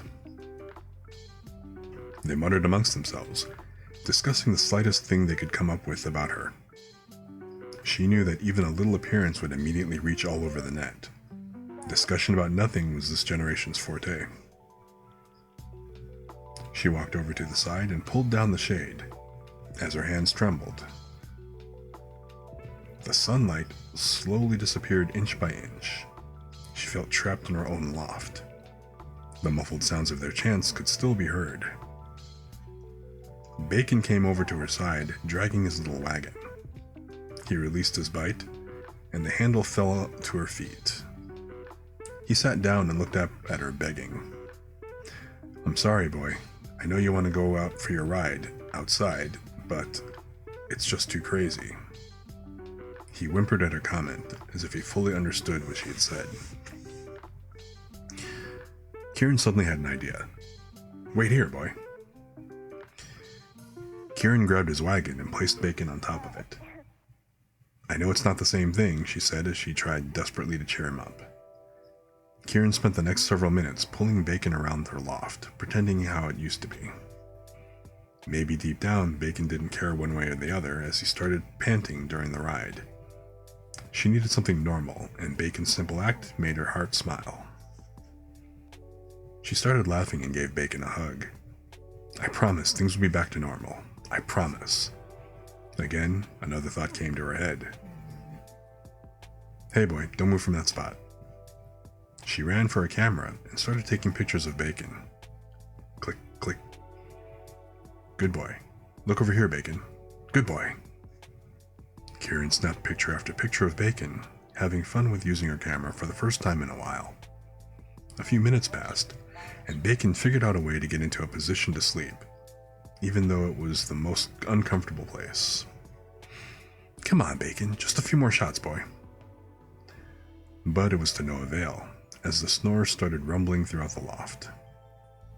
Kirin put down her camera, upset that she couldn't do what she loved anymore. She had officially canceled all her outdoor gigs several months ago. It was impossible to do a job since an entourage of fans and photographers constantly followed her every move. Regardless of how nice she may have asked them, they needed even more from her.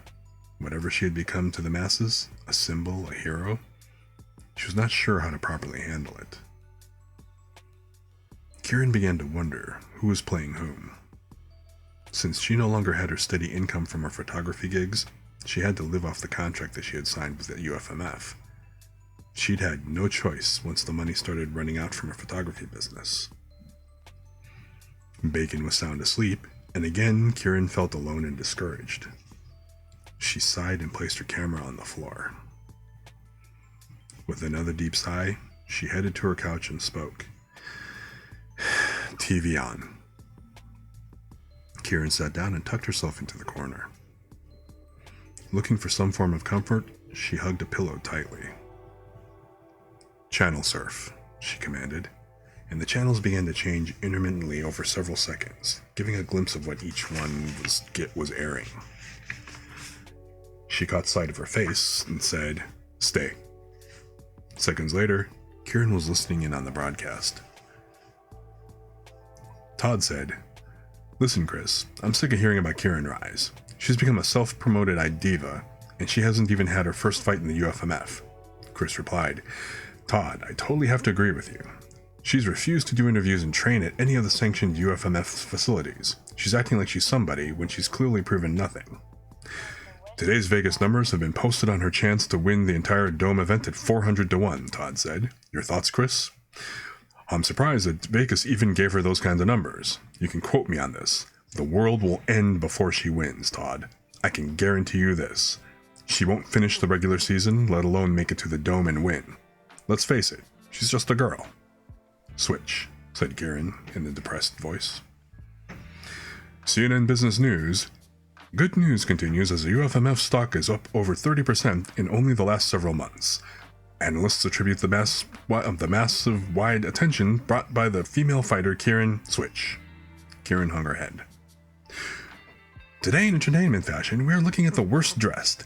Hi, I'm Danny Porter with VRAI Magazine. I'm reporting live in New York.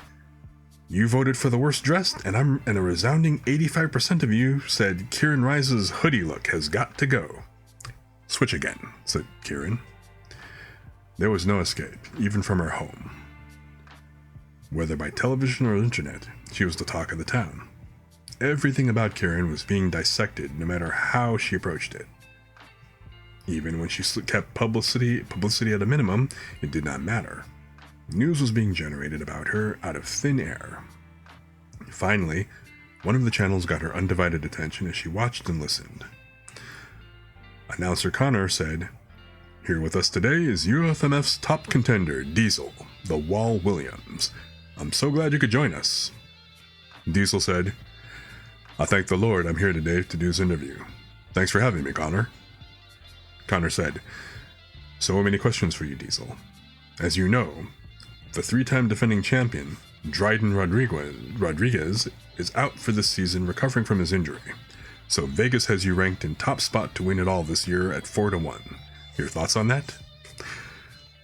"I'm very grateful that God has kept me healthy this year to fight, but at the same time, I'm extremely disappointed that I will not have the opportunity to win the title against my arch rival and prove my overall supremacy."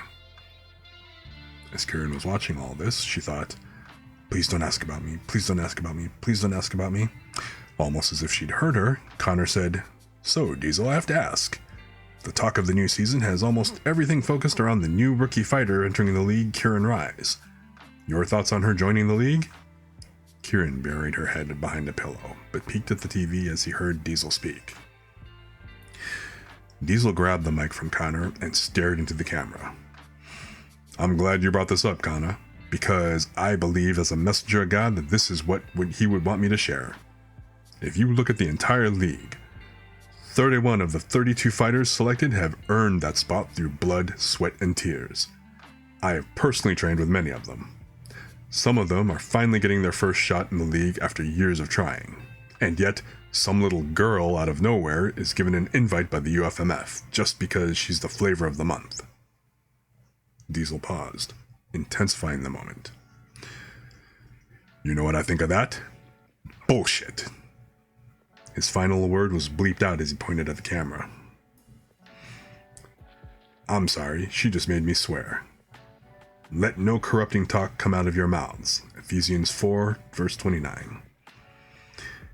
Kirin Rise has nothing but disrespect for the league. She doesn't train with us, she doesn't do what we do, and she's making a mockery of the UFMF with this BS kung fu, gung fu, whatever fu crap. "I can tell you this, Connor." He trailed off, turning his intense gaze directly into the camera.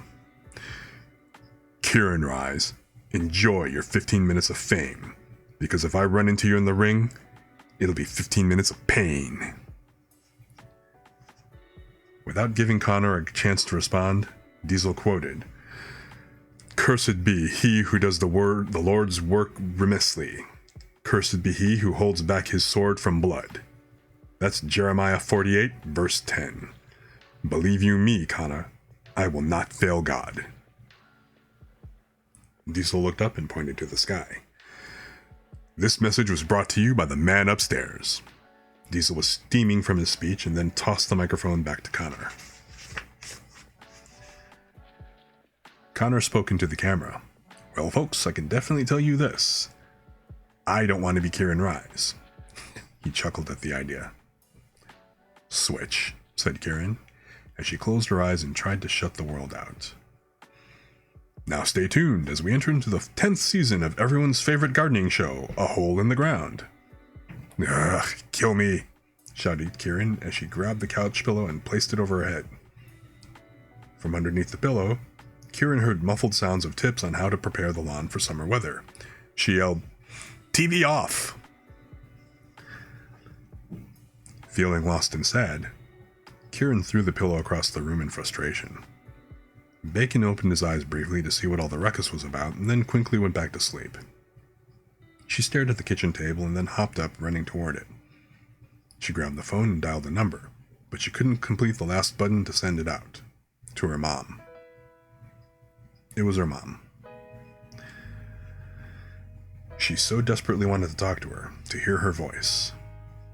Kirin had always been close to her mom, and to go this long without a single word from her was unbearable. She paused with her finger just barely touching the last button. Finally, she pressed it and heard the sound of the digits dialing, but she canceled the call, hanging her head in sadness. Damn it! She threw her phone across the room. She fell to her knees and started crying, feeling alone and isolated. I don't know if I can do this. Several minutes passed, and nothing changed. Suddenly, a gentle lick came across her face, several times. It was Bacon. She smiled in appreciation and gave him a big hug. "You always know when I need you."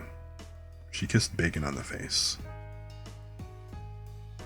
Ding dong, ding dong.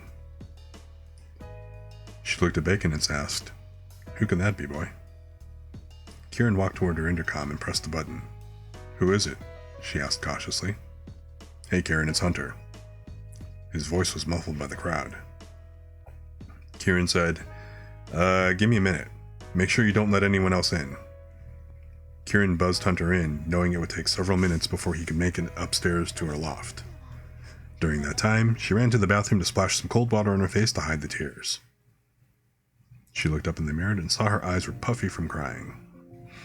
"Oh crap," she sighed, and then her eyes flew wide. "Need some pants." She dashed into the bedroom to throw them on. Kirin was in a rush to clean up the mess, but then she looked over her entire loft. Game over, she thought as she ran to the bathroom searching frantically for the air spray. God, this place smells like a dungeon. Kirin was spraying everywhere, trying her best to at least fool anyone entering her place from thinking it was a total dive. "1 second, Hunter," she said in a panic. Bacon tilted his head as he watched Kirin spray his bed before she stashed the can behind it and stood. As she ran toward the door, she suddenly slowed down, trying to act normal. Kirin grabbed a scrunchie from her pocket and tied her hair in a ponytail. She grabbed the door handle and swung it open. The shadowy shape in the hallway stepped forward, revealing the familiar face of Hunter. Kirin was happy to see her friend, but as she tried to smile, tears streamed down her face. Hunter came in and hugged her without saying a word. "I'm so sorry," she sobbed. Shh, it's okay. You don't have to say anything," he spoke in a soothing voice. They stood there for several minutes as Hunter tried to comfort her with his touch. Hunter asked, "What's wrong?" "I don't know. I think it's just a case of self-pity. I'm sorry you had to see that. I'm so sorry, Hunter," she said, her voice trembling. No, don't be sorry," said Hunter. Kirin said, "I'm glad you're here." Uncertainly, Hunter said, "I'm not so sure about that after what I'm about to say. I'm here to talk you out of fighting." Kirin pulled away from Hunter's grip. Hunter said, "I hate to be the one to say it, Kirin, but you shouldn't do this." Kirin looked directly at Hunter. "I have to do this. You don't understand. I created a movement, and people are looking to me to lead them." Kirin shook his head. "I admit, I don't quite understand what you're trying to do, but those people out there, they don't care about you, Kirin." Kirin looked down. "I hate to be the bad guy. I hate to be the bearer of bad news, but I care for you, and I don't want to see you get hurt." Kirin shouted, "Why can't you just believe in me?" "I do believe in you. I've seen what you can do, but no one's bulletproof, not even you, Kirin." Kirin turned her back to Hunter, but spoke loud enough for him to hear. I can't just quit. It's not just me on the line. People are depending on me. They need this. The world needs this. Hunter approached Kirin from behind and held her by the arms. Kirin trembled from the touch as all her senses came alive. Hunter whispered in her ear, "Kirin, you're so much more to me than you think." He gently spun her around and placed his hand on her chin so she would look up. "Kirin, whether you're ready or not to hear this, I have to get it off my chest." He stared into her eyes as she looked back. "Kirin, Ding dong, ding dong." Hunter looked up at the sky and muttered nearly inaudibly, "I must have the worst timing." Kirin looked at Hunter awkwardly and said, "I should, get that." Kirin headed back toward the door and pressed the intercom. "Who is it?" "It's Tobias." The voice echoed throughout her loft. "What's Tobias doing here?" Kirin wondered. Hunter looked at Kirin, who wasn't quite sure how to handle the situation.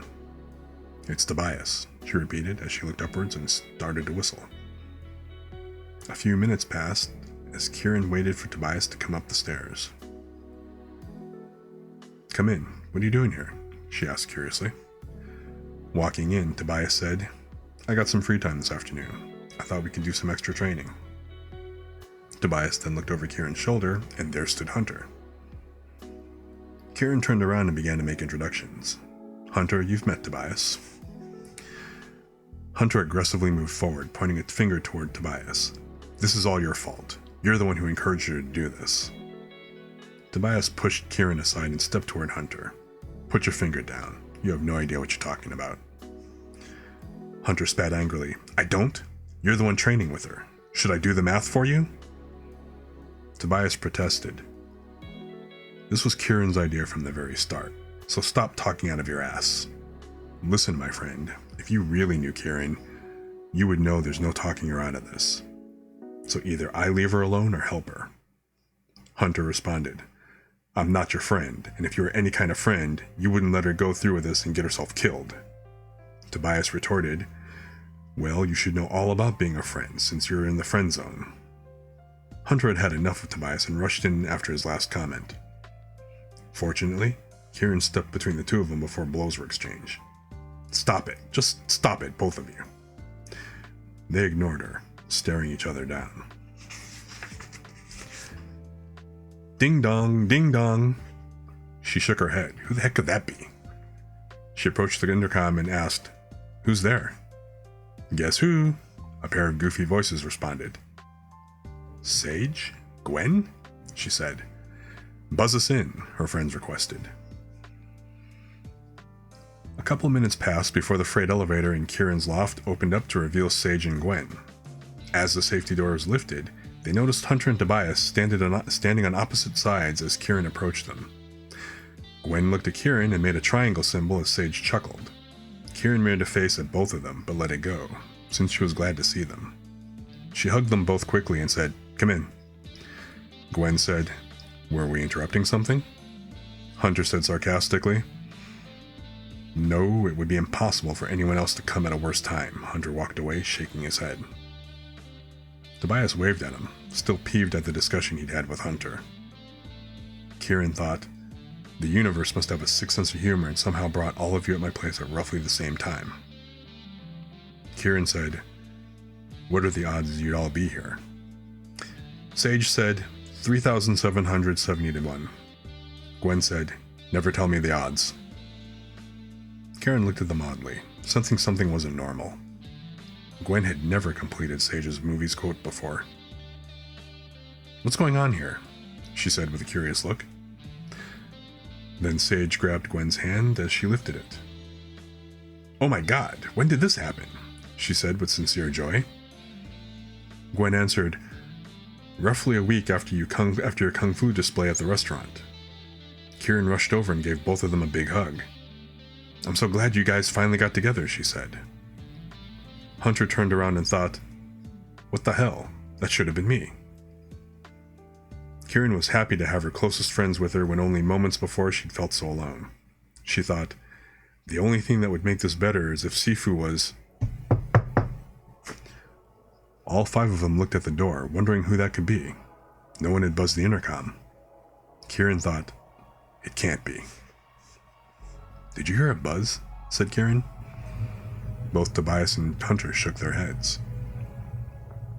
Kirin said, guys, you made sure you closed the door downstairs, right? Sage answered, yeah, it was only us 2. No one else got in. Let me get that, Kirin said. She walked to the door while the gang stood in anticipation, waiting to see who it was. Kirin asked, who is it? It's me. It's Sifu, she said, turning around to face them. Kirin opened the door to see Sifu standing in the hallway with a bag. Sifu, how'd you get in? Kirin asked. What do you mean, how'd you get in? I'm me, he laughed. Sifu, you shouldn't be here. You know what we agreed upon. I don't want you to have any exposure or association with me at all, she said. Sifu smiled. Don't worry. No one saw me enter. Besides, I brought a bag of Chinese food just in case I had to pretend I was the delivery guy. Kirin couldn't help but roll her eyes. Kirin waved him inside and shut the door, announcing again, guys, Sifu's here.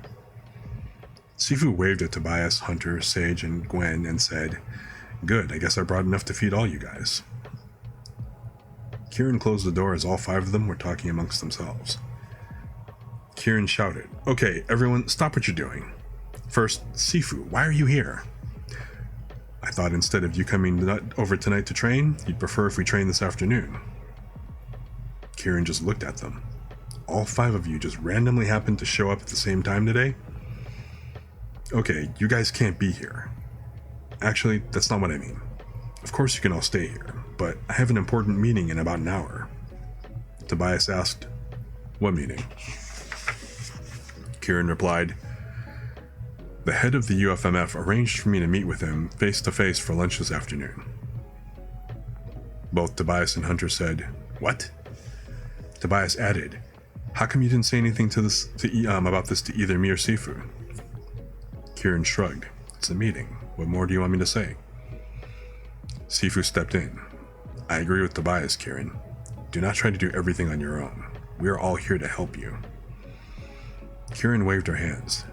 No, it's just a meeting, that's all. I can handle this. Sifu said, I believe I should go with you to this meeting. Kirin shook her head. Sorry, Sifu, I'm putting my foot down on this. Remember what we agreed to. Sifu just looked at Kirin. Kirin said sternly, I said I would train with you, as long as we did everything possible to keep you in the shadows. The last thing I want is to have any tie-in with you, no matter how well you covered all the bases. Sifu acted unsure. Did I agree to that? Tobias was there. He can confirm. Sifu grunted. Tobias said, I don't think it's a good idea for you to go by yourself. Sifu said, this is not a casual lunch get-together. He's going to dissect you. Kirin said, I can handle this, Sifu. You have to trust me on this. Kirin, Hunter began. Kirin looked at Hunter. I'll be okay. Now, do you think you and Tobias can not try to kill each other when I'm gone? Sifu spoke. It looks like it's just going to be us 5 for lunch. The 5 began to gather around Kirin's table and prepare for lunch. While her friends ate, Kirin showered and dressed for the meeting. 30 minutes passed as everyone hung out in Kirin's loft. Hunter asked, how are you going to get out of here with that crowd outside? Kirin frowned as she had forgotten about the ruckus outside. I'm not sure, replied Kirin. Sifu was at the kitchen table, still eating when he said, have Gwen put on a hoodie and simply look out the window. That should give you enough time to duck out of here. Kirin asked, Gwen, are you up for that? Kirin smiled and said, sure, give me one of your hoodies. I'll give the princess wave for a couple of minutes. Kirin said, this meeting shouldn't be long. I'm ready to go. Wish me luck. Hunter approached Kirin first and said, be careful, will you? Kirin looked at Hunter, appreciating his concern. It's just a meeting, that's all. She tried to ease his concerns. Hunter walked away, and Tobias approached her. Seriously, I should go with you. Thanks, Tobias, but like I said, I can do this myself, she said. Gwen shrugged into Kirin's hoodie and approached the window in her wheelchair, while Sage gave a wave, wishing her good luck. Before Kirin stepped out, Sifu approached her and whispered in her ear, "Control your emotions, and be wary about revealing your hand." Kirin nodded and went on her way. Kirin got into her car and giggled to herself. She thought, I can't believe that worked. She stuck the keys into the ignition and said, let's get this over with.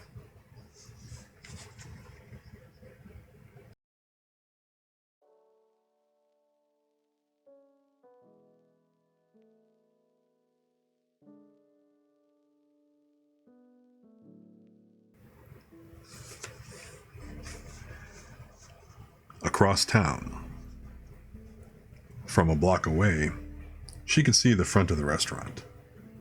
A large crowd of fans and photographers were already there, as if someone had tipped them off to her location. Frick, she said. She had been hoping to avoid the attention of the masses.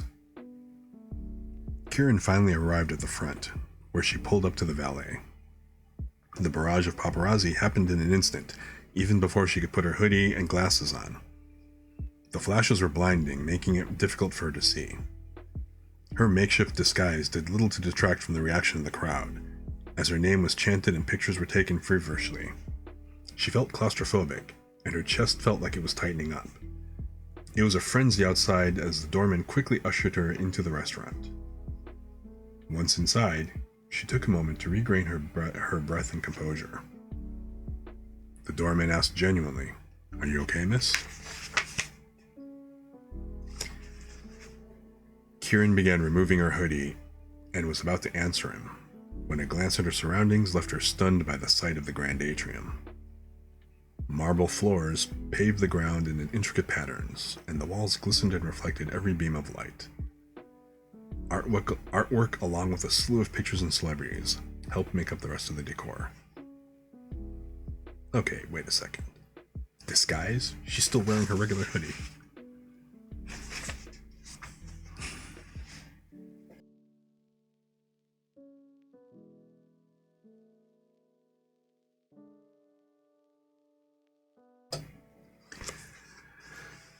She thought in awe.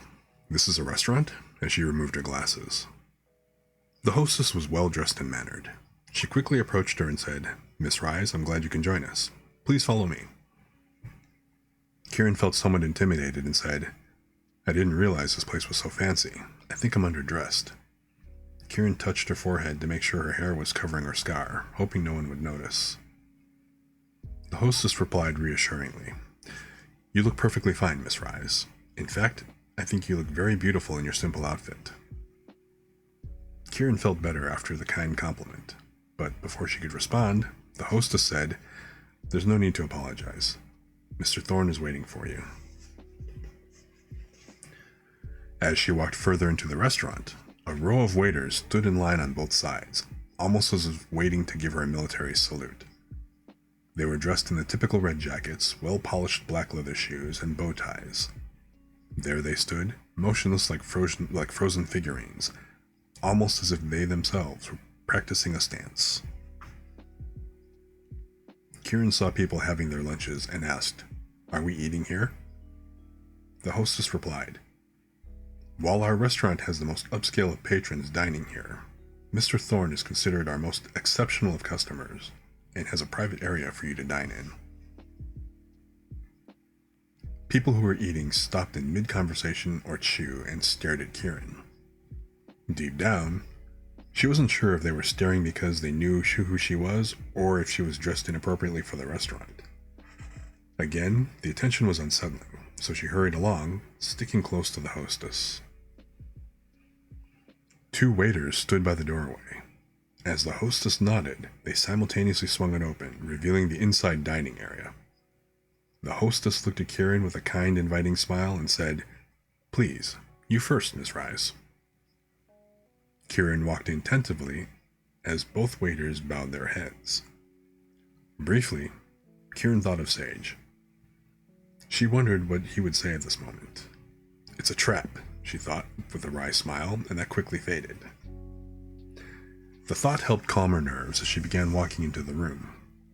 Several steps inside, she saw a well-dressed gentleman sitting down surrounded by a group of people. Quickly, her view was blocked by two huge men dressed in suits and sunglasses. They dwarfed her in size and formed a wall in front of her. Kirin stood there and waited, unsure what was going to happen next. "Gentlemen, that won't be necessary," said the man from the seat. When they glanced over their shoulders, he nodded. Kirin stood there waiting, and they immediately stepped to the side and waited at attention. Kirin thought, well-trained thugs. "Hey, welcome, welcome," gasped the boy. "Yeah, you made it just fine. Glad you could come on in." The man stood up, fixed his suit, and started approaching Kirin with a smile. "Miss Rise. May I call you Kirin?" said Thorn. Kirin replied, yeah, sure." Thorn extended his hand, and Kirin paused slightly before exchanging handshakes. His grip was firm and commanding, while Kirin merely matched the force of his grip with a gentle touch. For that split second, Kirin felt something was off, but continued toward the table. He offered her a seat. Thorn looked over at her and said, "I love your outfit, the hoodie with the glasses. Our research shows that a singular outfit allows customers to associate with you better. Almost like how a cartoon character never changes clothes." Kirin awkwardly smiled, unsure how to respond to Thorn's comment. She wondered why they needed to do research for that, as it seemed pretty obvious to her. A waiter was kind enough to guide the chair as she sat down. "Thank you," said Kirin. The seat was extremely comfortable. Thorn unbuttoned his suit and sat down, his chair also guided by a waiter whom he didn't seem to notice. "I'm glad we could finally meet face to face," said Thorn with a smile. Kirin made no response. "Where are my manners? Let me introduce everyone standing behind me. To my left is my lovely assistant, Linda." Linda stepped forward upon command. Kirin couldn't help but notice how stunning Linda looked for an assistant. She looked like a model working out of place. They exchanged eye contact as Linda merely nodded to acknowledge Thorn's statement. Thorn continued, "And I do believe you've met my charming PR man, Fawn." Fawn was in a vibrant pink suit, which only he could have pulled off. He made a slightly feminine hand wave at Kirin, as if he were greeting the crowd at a parade. Thorn said, "Finally, I believe you've had the pleasure of meeting with my personal bodyguard, Justice." Now Kirin had a name to the face, as she looked up to stare directly at Justice. He made no eye contact and merely stared ahead, almost ignoring the moment. "Now over to my right are several of my legal team, who I've asked to join us," said Thorn. Unlike his core, Thorn did not feel that individually identifying them was that important. Kirin looked over to see three very well-dressed men in expensive suits, fancy watches, and thin-rimmed glasses. They simply stood at attention. They fit the billing for lawyers, as she thought how they would bend the rules merely for the money. Kirin grew impatient and tired of the formalities.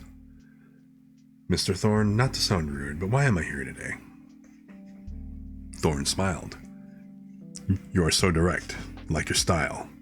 I like that." Thorn made a motion to the waiter. "I hope you don't mind that I already ordered for you," he said. "It's fine. I'm not that hungry anyway," she replied. Thorn responded with a slight tone of command in his voice. "You should at least try some of the food here. It's some of the finest dining you can find in the entire country." Kirin replied, "I believe the majority of the country would be happy to have 3 square meals a day." Said Thorn, unfazed by Kirin's snide remark. He stared directly at Kirin, but she was unable to return the eye contact. I wanted to personally thank you.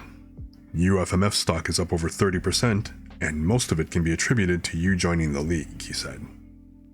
His statement pinched a nerve, and Kirin finally looked up and met his gaze. Analysts in the news believe it would be up even more if I ever agreed to any interviews. Thorn chuckled at the comment, but knew she was right.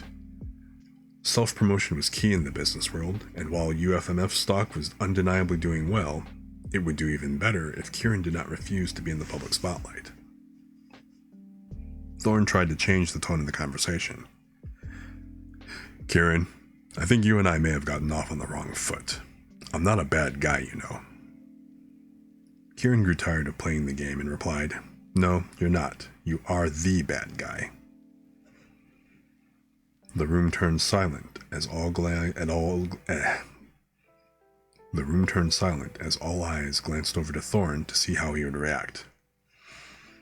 Oh, Kirin.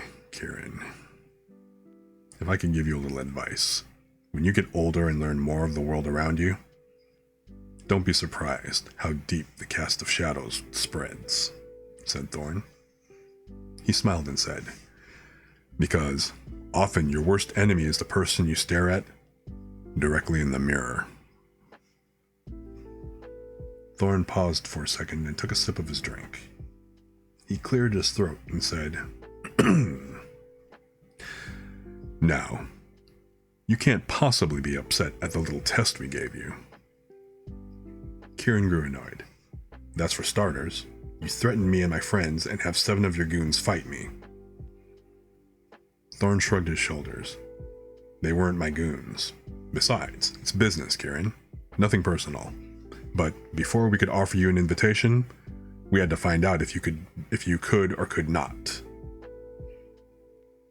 Thorn sat smugly in his seat, satisfied with, if not justified, of his actions. Kirin said, Typical, using other people to do your dirty work. I've seen people like you all my life. You never have the backbone to stand on your own. Kirin looked to the right at Thorn's team and said, You always need an entourage to make yourself feel better. Thorn was not fazed by Kirin's attempt to unsettle him. He made no sound, but simply glanced at the people around him. Within a minute, the entire room cleared out, leaving Thorn and Kirin alone. Is this better? It's just you and me, one-on-one. Hopefully now you'll be more comfortable speaking.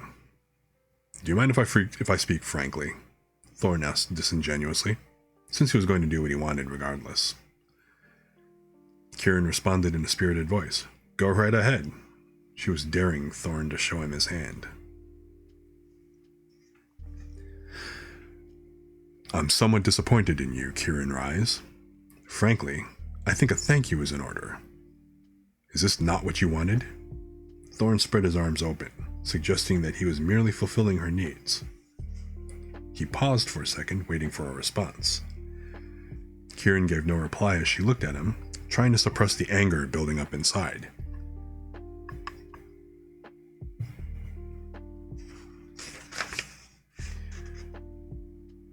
No? You wanted your voice heard, and I have given you the opportunity to showcase yourself on the largest stage on the planet. A platform for you to shout in, so the entire world can hear you and your pathetic cause. When Kirin remained silent, Thorn raged on. I practically gift-wrapped and laid it at your feet, at your complete disposal. Kirin looked at him and was caught off guard. She wasn't quite sure how to respond. You wanted to play the game? Then play it. Thorn smirked as he turned his back to her. Suddenly, Thorn spun around and pointed his finger at her. I've been more than generous and given you every opportunity. And yet, what have you done? Absolutely nothing. Nothing but hide, quiver, and cower like a scared little child, he said in a patronizing voice. All this time, Thorn was well aware of Kirin's plans. He had been challenged his entire life, knowing that when you're on top, everyone's always trying to figure out a way to knock you down. Pushed over the edge, Kirin stood up and said sternly, You're no different from the typical criminal on the street. Only you figured out how to do it legally and wear a fancy suit in the process. Thorn laughed. Ha ha.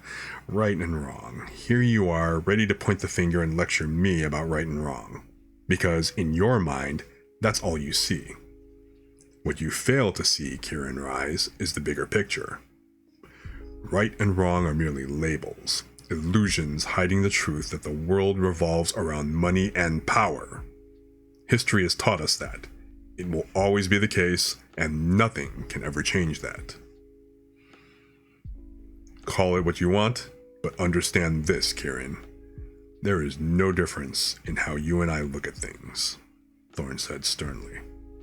Don't you dare compare me to you, said Kirin as she clenched her fist, wanting to hit him so badly.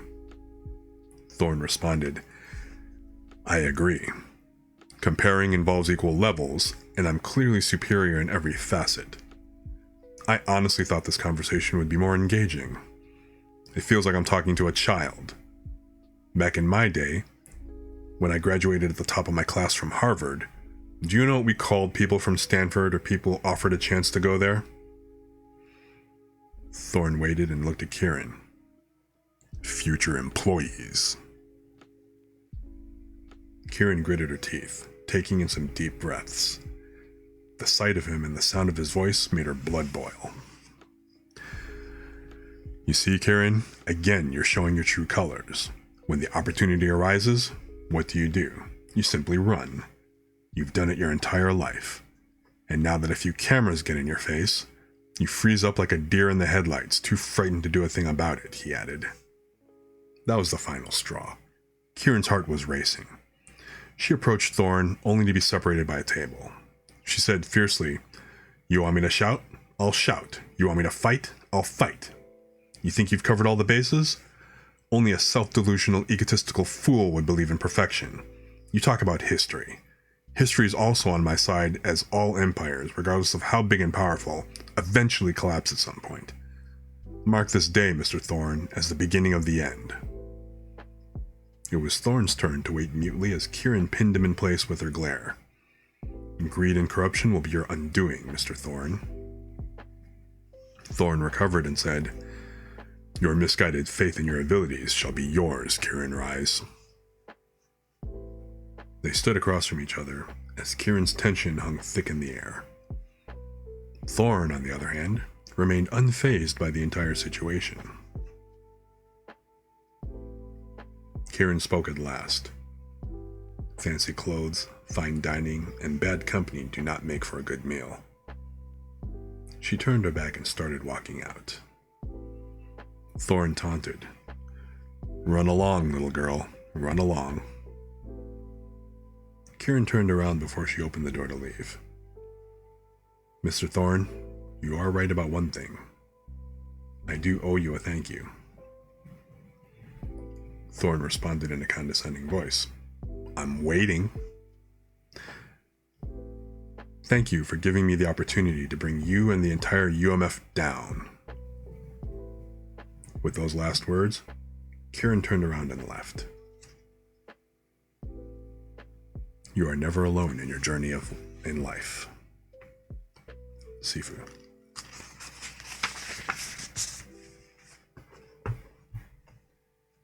Let me go ahead and hydrate real quick.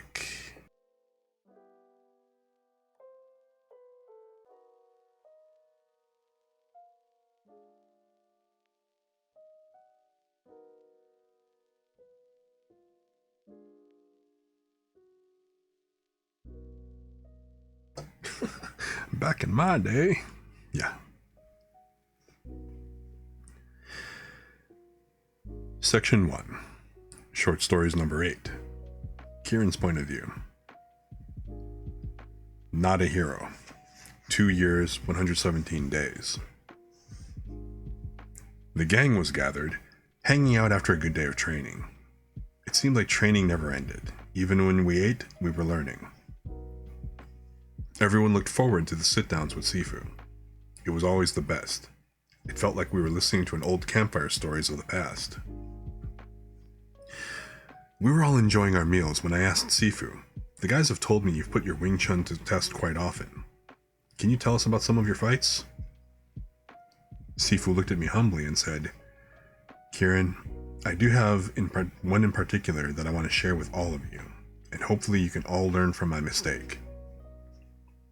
Hearing Sifu say this caught everyone's attention, as it seemed like he had such regret in what he had done. The first thing I thought was that he had lost a fight. I asked, Why do you say that, Sifu? Sifu said, I was young and stupid. I was hanging out with my friend, minding our own business, when suddenly 4 guys were looking for trouble. I asked him, what happened? It was just like in the movies. Everyone wants to be the hero, and I did not have enough faith in my Wing Chun. I had to show off my skills. The truth is, I had such few skills that I was trying to prove my worth to myself. He looked around at us, but no one interrupted with a question, so he continued. My friend was a tiny guy, and for whatever reason, he was like bully bait. Unfortunately for us, he attracted the 4 guys looking for trouble. In the beginning, it started off as being in the wrong place at the wrong time. They started picking on him, and I stood up to defend him. I said, that doesn't sound like a bad thing. You were there to help your friend. Sifu said, It was, Kirin. Because if I had had real skill, I would not have had to fight. Honestly, I don't understand, Sifu. In that situation, you were forced to fight. So I don't see what was wrong with what you did, I replied. Sifu said, There's no such thing as being forced to fight. If you have real skill, Kirin, your energy can neutralize the situation and make everything peaceful. That is the true skill of fighting without fighting. Instead, I merely became part of the circle of violence. I was a fool. All I wanted was to be the hero. In the end, I became the bully. Ryan entered the conversation and said, How are you the bully? Sifu replied, I kicked their butts and thought it would be cool to display my power. I wanted to show off in front of everyone.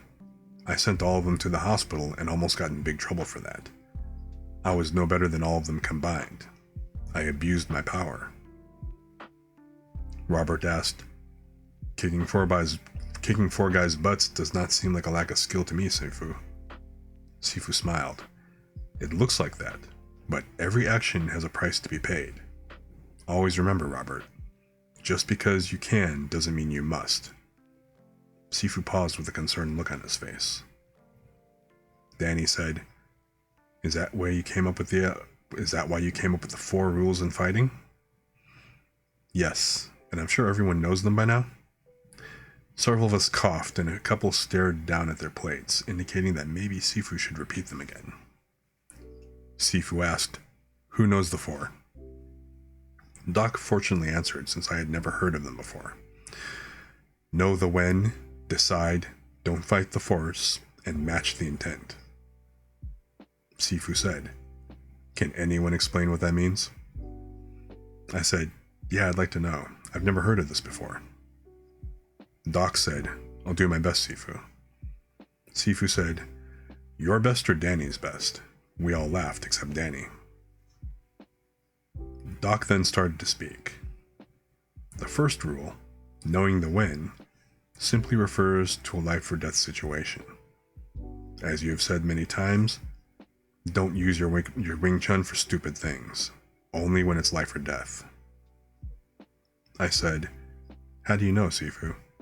Sifu said, Trust what you feel. That little voice you hear every so often is the truth. In the end, you will know. You will know.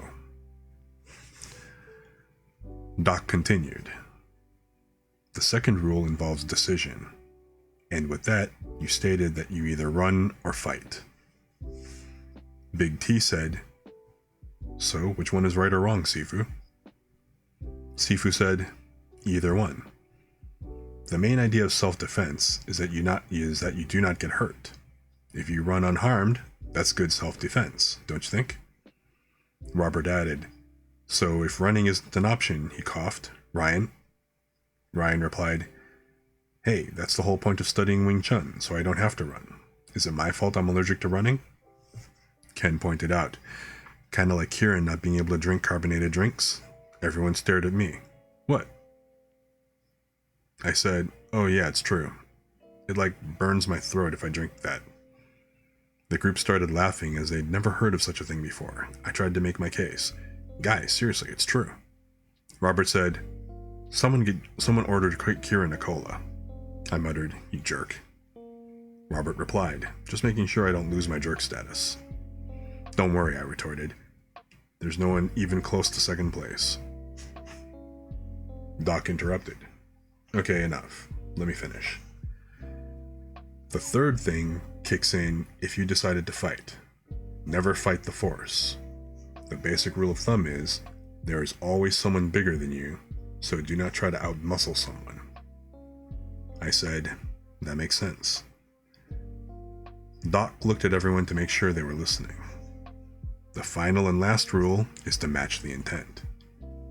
Sifu, maybe you want to talk about this in detail. Sifu said, that was very good, Doc, and yes, I'll take over and discuss that last part. Match the intent means, in a life or death situation, you must put aside your heart and have no mercy. Thus, the intent of your opponent must be matched or else you'll be put at a disadvantage. For example, if a bad guy is aimed at killing you and your thought process is simply to hurt them, you'll lose. Tobias whistled. Damn, that's badass, Sifu. Man, you gotta snuff the guy out. Sifu said, no, but you have to be willing to match intent at any given time, otherwise, you will already have been beaten. I asked, can you give a real-life example? I'm kind of confused by what you mean. Sifu nodded and thought for a moment. Imagine I have a gun and I point it at your head. I thought, since that law passed, we didn't have to imagine that we have a gun. You also have a gun, but you aim at my leg. Two people willing to pull the trigger, but two people with completely opposite intent. Who do you think is going to win in that situation? I nodded my head. Now I see what you mean. Ryan said, that's pretty deep. Sifu replied, it's not deep, it's just common sense. I said, you really seem to regret what you did, Sifu. Sifu said, I do regret it with all my heart, but back when I was young, I didn't. Unfortunately, I'll have to pay the price for my action.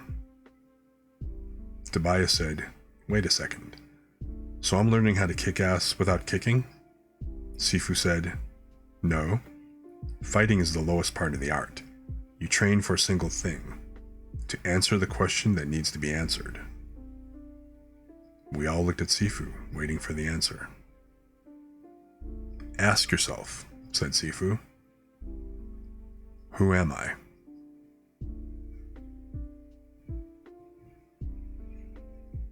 Oftentimes, the greatest demonstration of power is restraint. Sifu.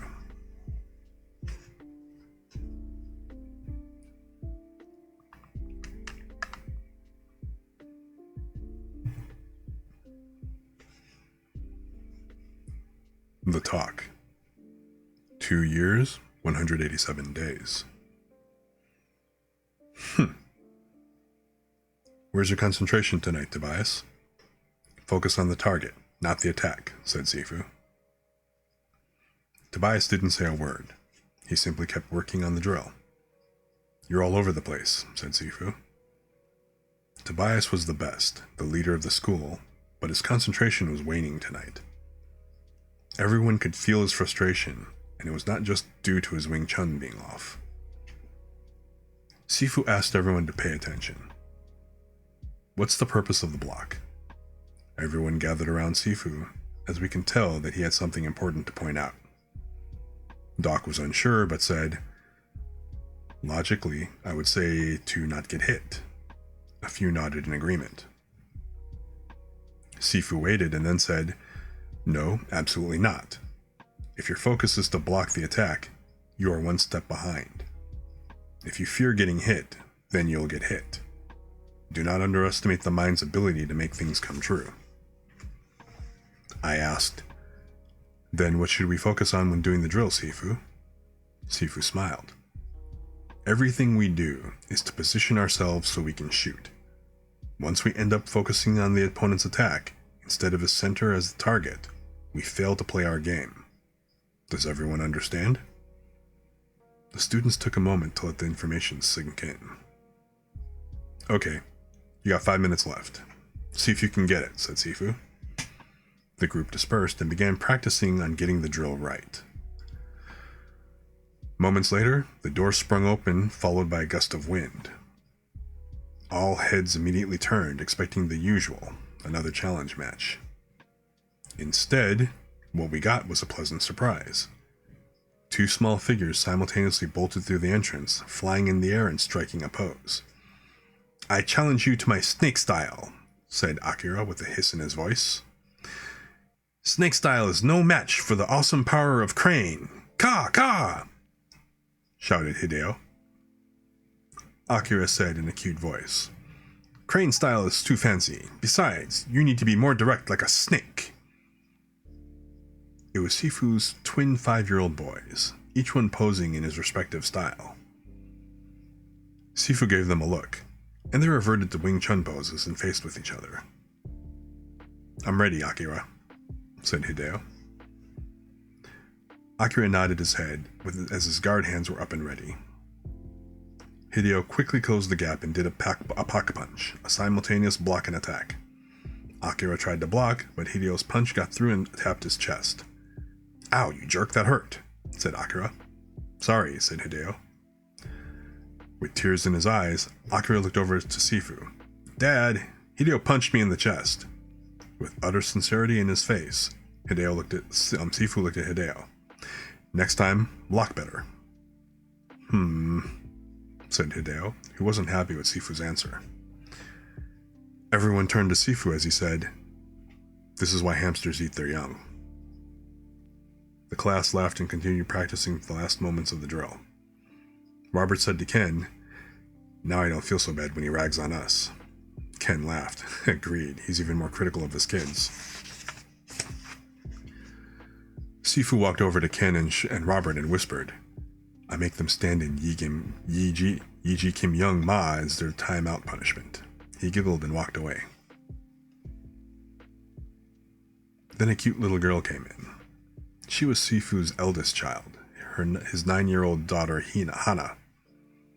The twins stood at attention as she entered. She was the boss, and they listened to every word she said. Hana looked at Akira. Your pock punch was okay, but you overextended your arm, giving up your own structure for the hit and losing your control. Yes, Hana. Hideo stood at attention. As for you, Akira, you were chasing his hands. Aim to his center and cover yours, and the rest will take care of itself. Thanks, Hana. Akira leaned over to whisper, You're much more helpful than Dad. He just told me to block better. Hana smiled and patted him on the head. She was so mature for a 9-year-old. Then she ran up to Sifu and gave him a big hug. Daddy, said Hana. Ah, my little pumpkin, did you practice your first form today? Asked Sifu. Of course, Daddy, said Hana. Hana was definitely Daddy's little girl. Sifu's expression changed when he held her. Ryan looked to Danny and said, Danny, she's definitely going to leapfrog your ass. Shut up, laughed Danny as he tried to punch Ryan. Finally, Simu came in, closing the door behind her. Sifu said, Okay, let's end the class for the night, as he approached his wife with a kiss on the lips. Hey, sweetie, said Sifu. Simu would often come to pick up Sifu after class with the kids. For whatever reason, Sifu didn't like to drive. Simu was so sweet. She was small in stature. She barely wore any kind of makeup, but had such a natural beauty about her. She moved so gracefully across the room, it made me wonder if she had ever danced before. She was Japanese and at least a good 12 to 15 years younger than Sifu. But the slight age difference did not matter, because seeing them together was the picture-perfect image of what love was all about. The guy said that Sifu's first love was always Wing Chun, until the one day he met Simo. It would have to take someone truly special to trump the art Sifu held so close to his heart. I noticed something and inadvertently blurted out, "Sifu, how come you don't wear your wedding ring?" I quickly put my hand over my mouth after I realized that might not have been the most PC question. Sifu just smiled. "We both have them, Kirin. But for me, you don't need to see the ring on my hand to know that I'm married." I nodded my head and agreed. Seeing them together made it obvious they were a couple who were meant for each other. The rest of the class started gathering their stuff, while a few handful decided to goof off a bit. It would usually take 15 to 30 minutes before we fully cleared class. Tobias was again busy on his phone texting. He was clearly upset, and I was willing to bet he was juggling a multitude of his honeys and one wasn't cooperating. I shook my head. Whatever it was bad enough to have distracted him the entire class. Sifu spoke to Simo for a split second and said, "Can you give me several minutes?" They smiled at each other as Sifu watched his two young boys running around the school. "Sure," said Simo, and continued to exchange greetings with the rest of the class. "Tobias, do you have a second?" said Sifu. Frustrated with his phone, Tobias put it down and headed to the back room by Sifu's tiny office. Hana saw me and came running. "Hey, Hana," I said, giving her a hug. "Hey, Kirin, how's the training going?" said Hana. "Same as always. Will you check out my stance?" I said. "Sure thing," she smiled at me. I looked over to see where Tobias was just as he rounded the corner to enter Sifu's office. Do you mind if we do it over there by the corner?" I said. "Sure," said Hana. I opened up my stance and held it in place. "Go ahead, check it." Hana came over, looking around me. Then she pushed on my chest. She said, "Remember, when I push against your chest, don't fight the force." I nodded, believing I understood what that meant. I thought, I know not to fight the force. "Wow, Kirin, your stance has improved significantly since I last saw you. Dad was right. You are the hardest working student he has." Sifu actually said that, I thought, as I asked, "Any critique?" Just make sure that you have alert energy in your stance. As Dad would say, the right amount of tension to spring into action," she said. "Sifu has mentioned that, but I didn't realize that was for the stance as well," I said. Hana's smile was just like Sifu's. They both radiated warmth. "Kirin, one principle applies to everything. Always remember that." She sounded so much like her father that I bit back a smile. I followed her advice and she checked my stance, and it did feel more solid. "Yeah, that's it. And you know what?" said Hana. What?" I was half listening to her comments. "It would be even more solid if you concentrated on your stance instead of eavesdropping on the conversation," she said, giggling. I whispered, "I'm not eavesdropping, Hana." "You like him, don't you, Kirin?" said Hana. No, he's too much of a player. I was just curious what Sifu was going to say," I said. Hana grew quiet, and I was able to overhear some of the conversation from the next room. "Tobias, you're the head of the class, and everyone looks up to you," said Sifu. "I know, Sifu. Sorry about tonight," said Tobias. "I normally don't have this talk, Tobias, but since it clearly was disrupting you in class," said Sifu. Sifu, before you go any farther, if you're going to talk about the birds and the bees, I'm way past that." Sifu chuckled. "I was once young also, and I totally understand. How do I phrase this? When you're at your age, it's natural to, want to sample all the ice cream that's out there?" Tobias laughed. "But you didn't go that route, did you, Sifu?" "That's me," said Sifu as he paused. "No, I did not. Nor am I passing judgment as to what's right or wrong," said Sifu. "Tobias, I'm not trying to force a path upon you. That's for you to decide. All I'm trying to share with you is the knowledge that there is more than one path. It is the balance which I speak of in everything that we do." "But, Sifu, there's so much, tasty ice cream out there," said Tobias. "You still have much to learn, Tobias," said Sifu. "That's why you're having to deal with the constant headaches. You're merely looking at the outside cover, and once that's over, you have to deal with the real person. Think about it.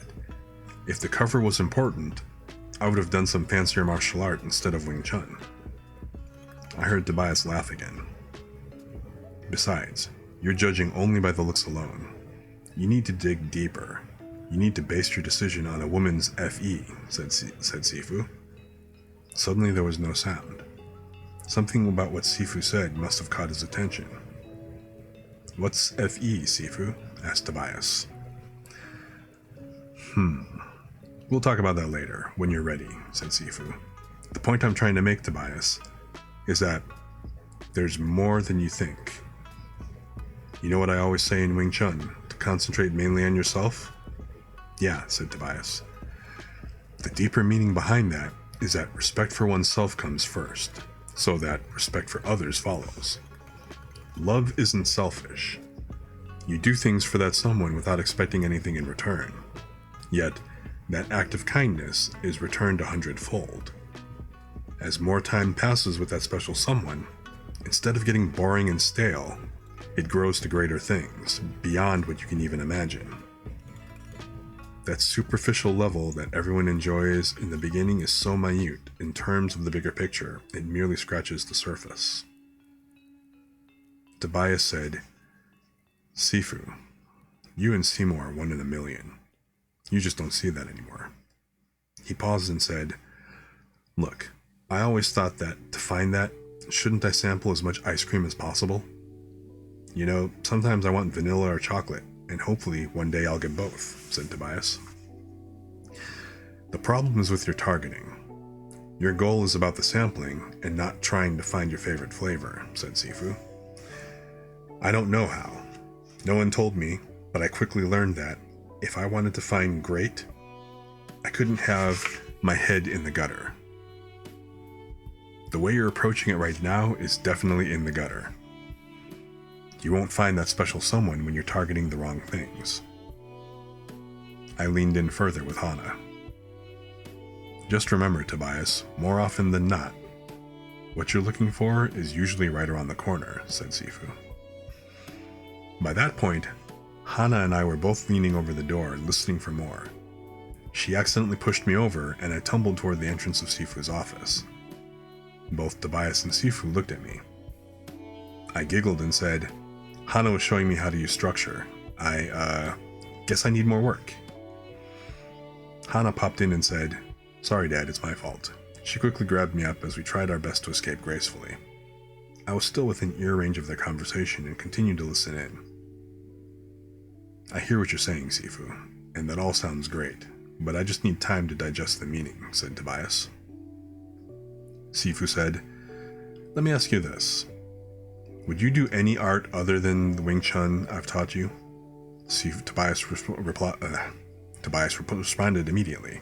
No, not at all. I love this art, your art, with all my heart. Nothing can compare to it. Those words took on some meaning as Tobias paused to think of what he had just said. Sifu patted him on the back. That's what I'm talking about. That's what you should be looking for. Tobias started grabbing his stuff, and then quickly turned around. He looked at Sifu and then whispered, So, about this FE, when can we talk more about this? Sifu laughed. That's for another time. Absorb what I told you for now. When you're ready to give yourself fully to another person without expecting anything in return, that is the moment you'll understand what it means to love. Sifu.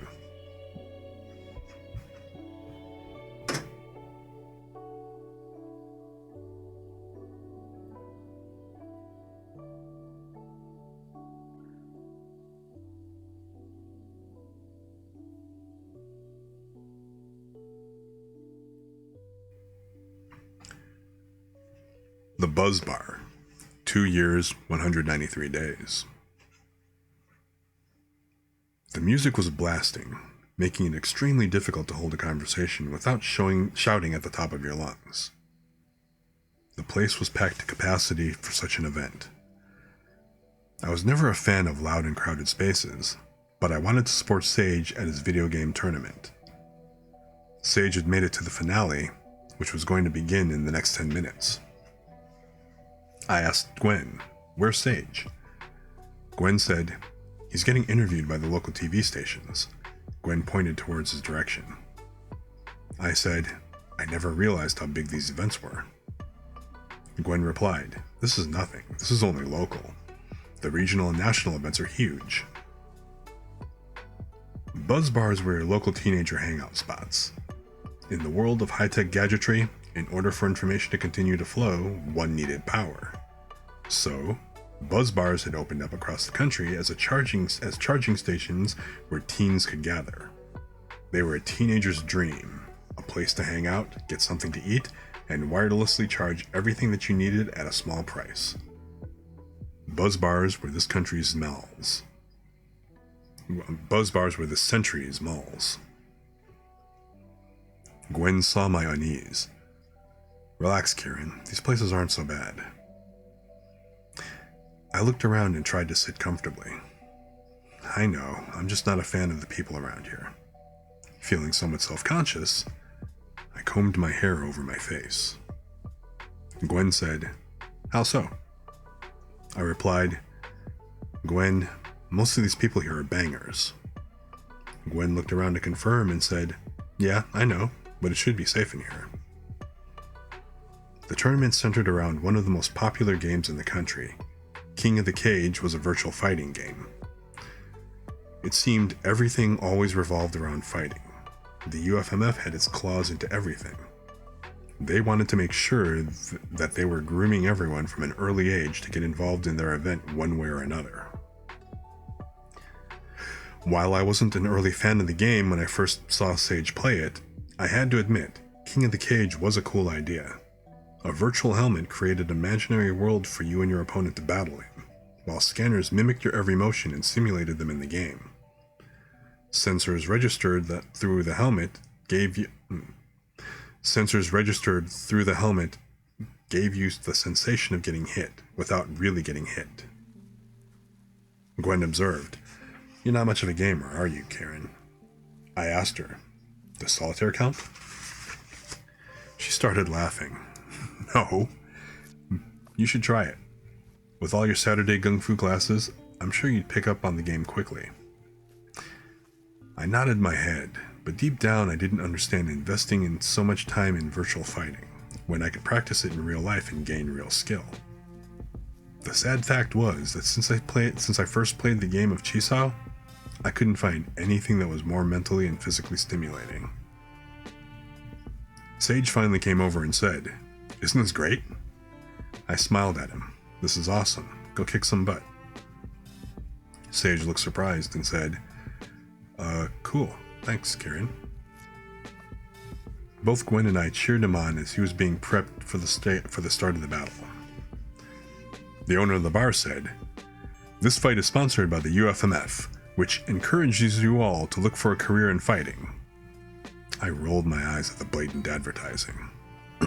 He continued, "Are you all ready for the most electrifying match of the night?" "I can't hear you."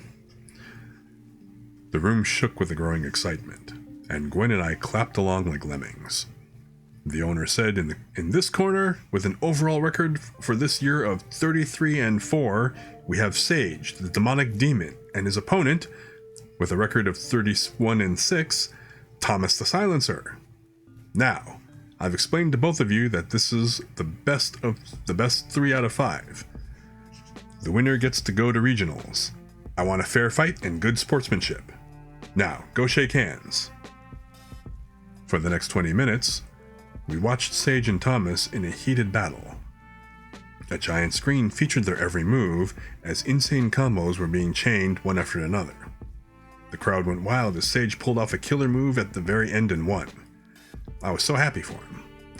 The owner said, "The winner of King of the Cage, Sage."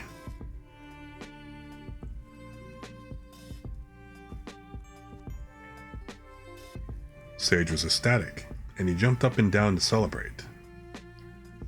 I said, "Congrats, Sage, you were incredible." Gwen hugged him and said, "Yeah, for once I gotta agree. Right now, you're cool." Sage blushed and held his trophy up as the crowd cheered again.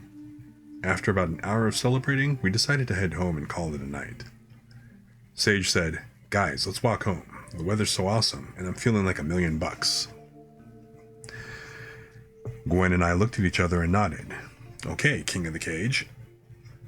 Sage said smugly, "I like the sound of that." Gwen punched Sage in the arm. "Don't let it get to your head." Several minutes passed, and we had another 5 minutes before we reached our neighborhood. "So, Sage, when is the regional tournament?" I asked. "Oh, it's a good 2 weeks away. Plenty of time for me to practice," he said. "Hey, King of the Cage!" a voice shouted from behind. We all turned to find the source. I recognized that it was Sage's opponent from the tournament, with 2 of his friends accompanying him. Sage waved naively at him and said, "Hey, what's up, Thomas? Good game." He extended his hand out to shake, but Thomas did not reciprocate. Thomas responded, "Shut up." As it got closer, I thought, I have a bad feeling about this. Thomas said angrily, "Listen, jerk, you took away my chance at regionals." Sage said, "Hey, it was a good match, but I won fair and square." "I hate to disappoint you, but you won't be able to make it to regionals." Sage looked confused. "What do you mean?" Thomas said, "The rules say, if the winner can't make it to regionals, the runner-up in the tournament gets to go." "Why wouldn't I go?" Thomas looked at his friends and chuckled. "Oh, because you're going to have an accident." His friends started to laugh.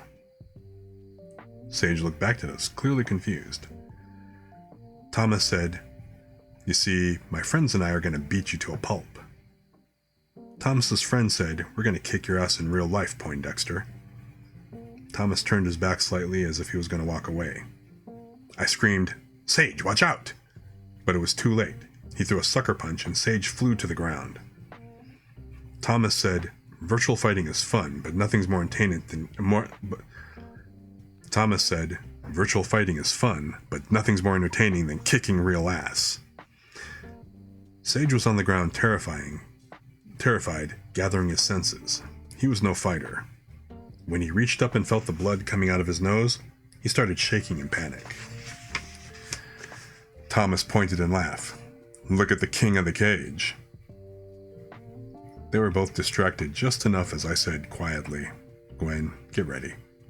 Gwen looked up. "For what?" I smiled and pushed Gwen from behind, sending her wheelchair straight toward all 3 guys.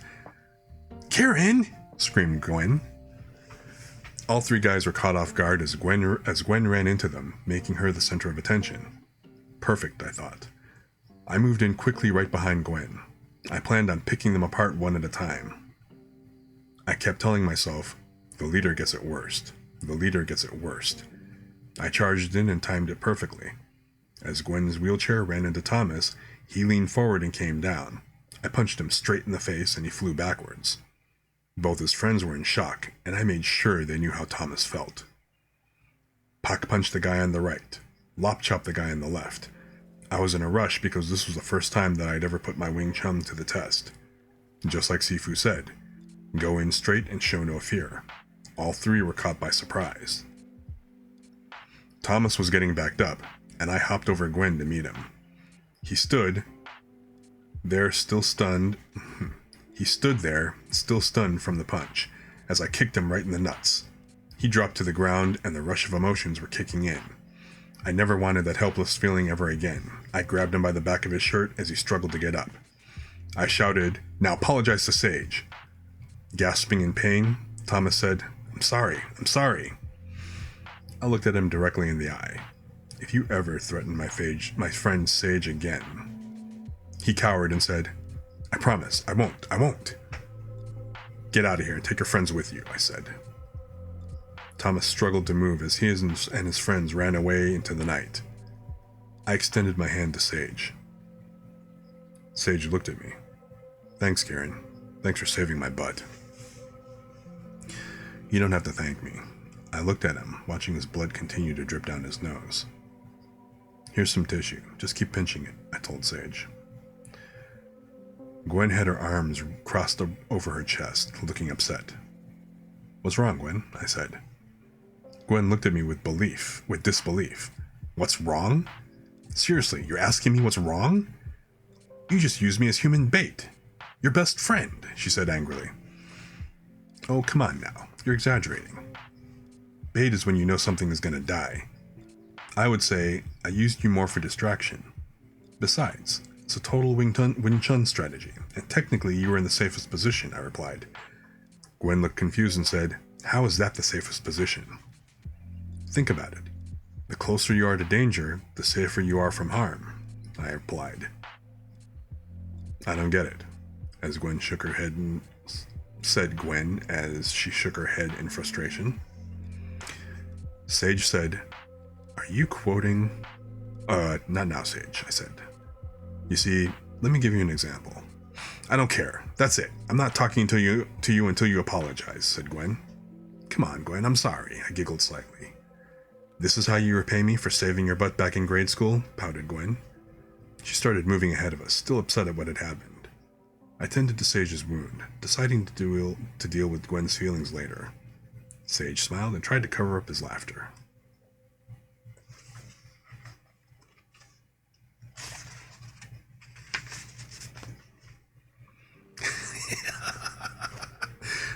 Oof, indeed. She's definitely learned from Sifu.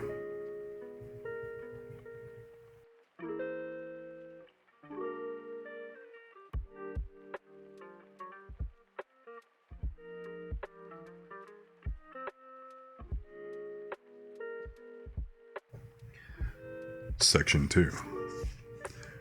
Sifu's Journey, entry number 8. A belly full of info. End of summer 2030. It was a warm and sunny Sunday afternoon. Sifu was running a tad late, so his routine walk... Sifu was running a tad late, so his routine walk ended up being more of a brisk jog. He was headed off to his regular place. Can't be late, he thought, as beads of sweat began to form on his forehead. Sifu was not much of a jogger, and even in his youth, he frowned upon the thought of running.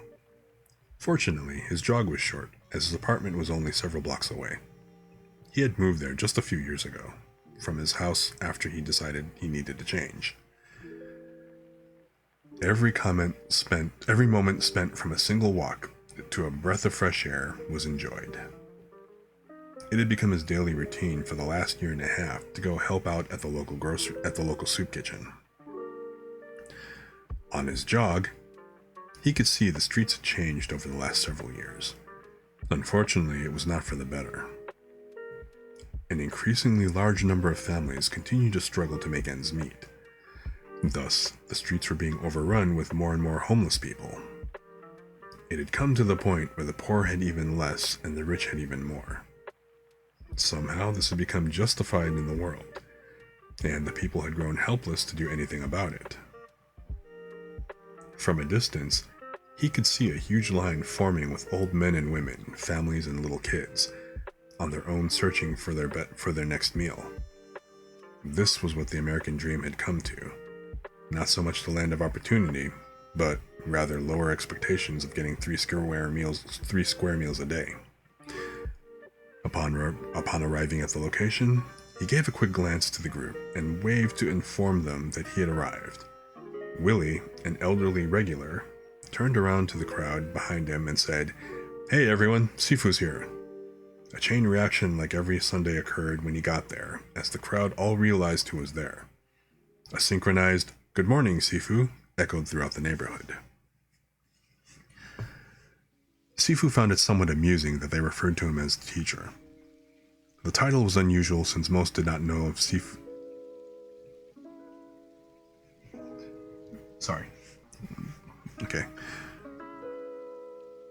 The title was unusual since most did not know of Sifu's past teachings.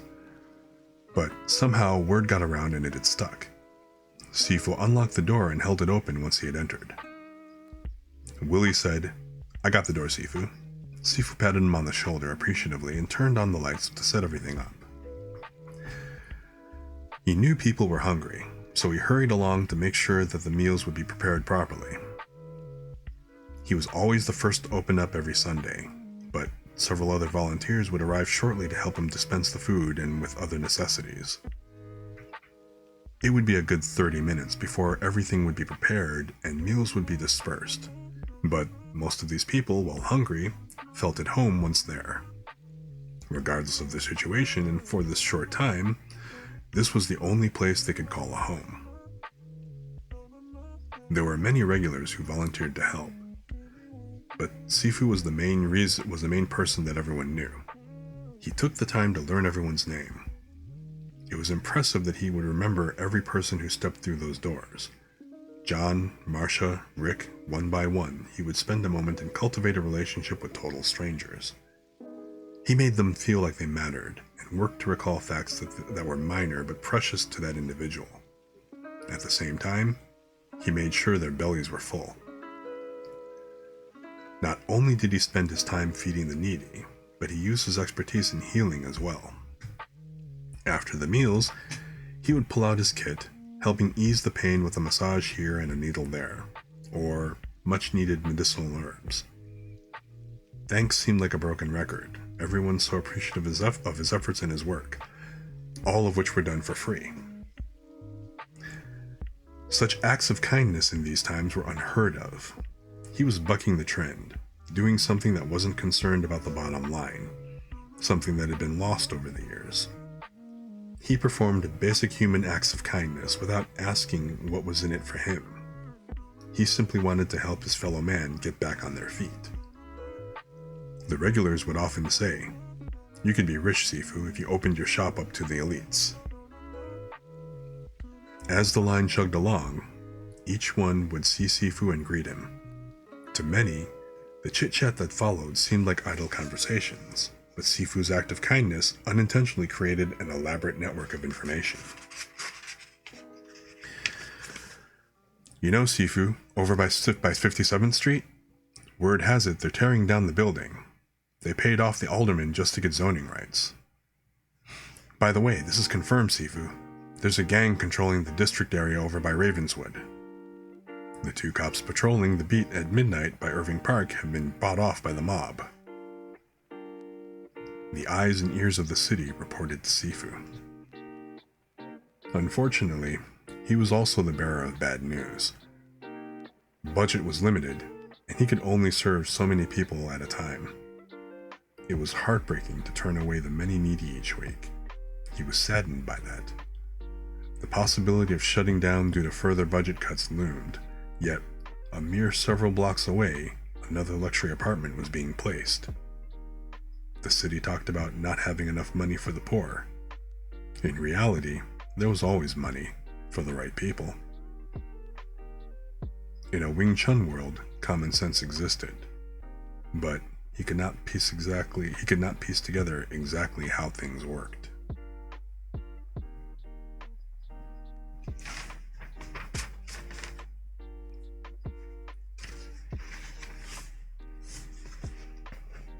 So, how you guys feeling?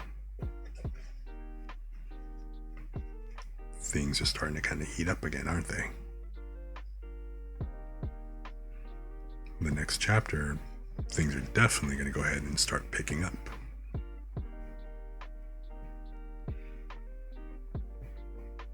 So, yeah, it's about to get things are really going to start kind of picking up. Just a little bit of a preview as we start kind of getting into Kirin finally getting involved with the UFMF. So, but that was basically chapter 7 and 8. Next week, we are going to be getting into chapter 9, which will start covering Kirin's first fight. Also, so this is actually pretty consistent. So it takes about 3 hours roughly to go ahead and cover the 2 chapters, which they are pretty hefty chapters, so.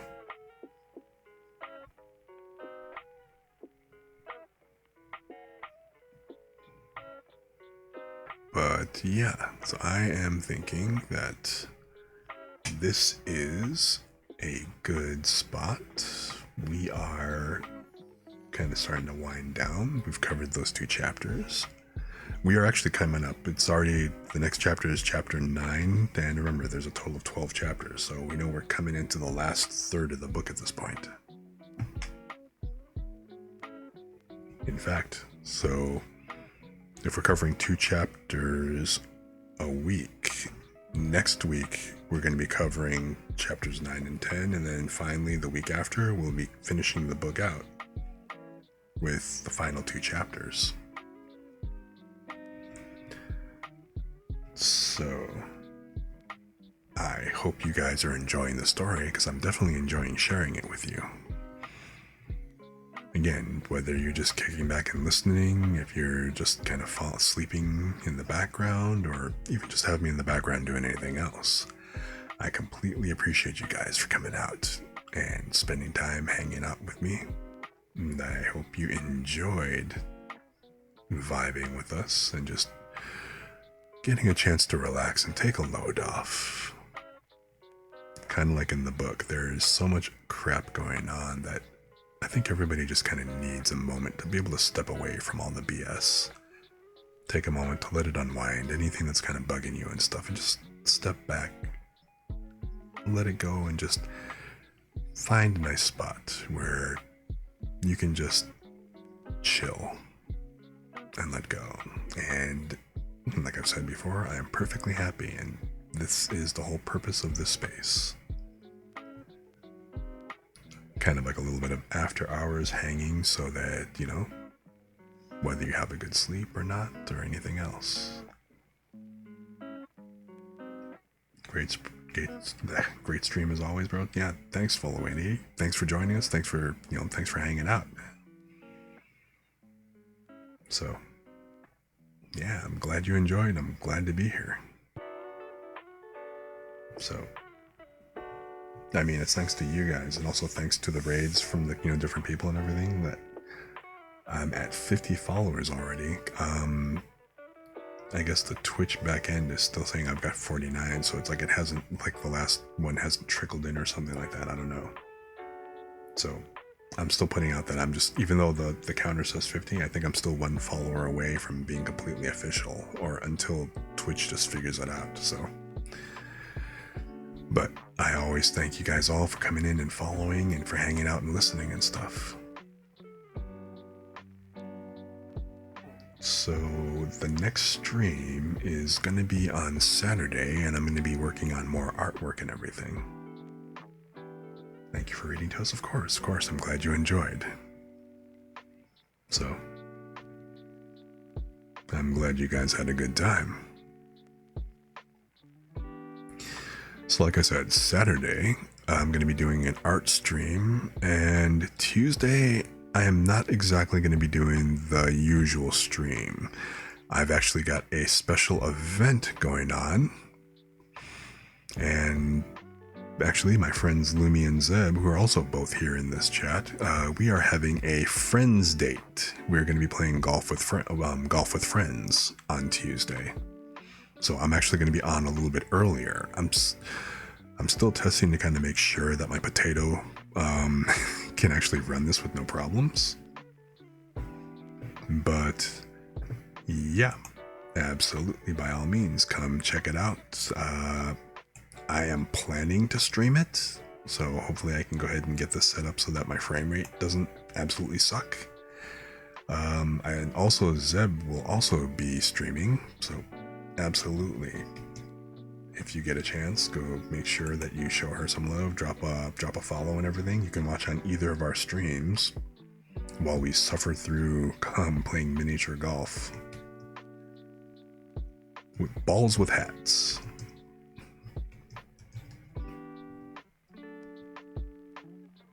So yeah, if you get a moment. We have ghostwriting. Okay, so Wow, what is that? Already? Oh, so it's right here. Also, it's F4.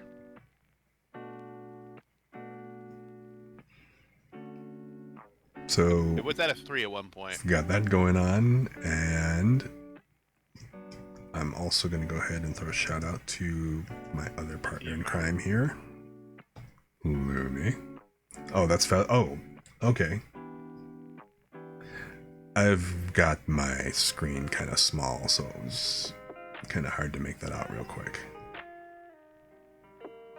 But yeah, so myself, Seb, and Lumi are going to be, like I said, playing golf with friends on Tuesday. So I'm going to go ahead and post that on my new schedule and put a tweet out. So be on the lookout for that. So like I said, I'll be on Tuesday a little bit earlier than normal. So gratuitous plug, gratuitous plug, gratuitous plug. Tune in next time. Just kidding. But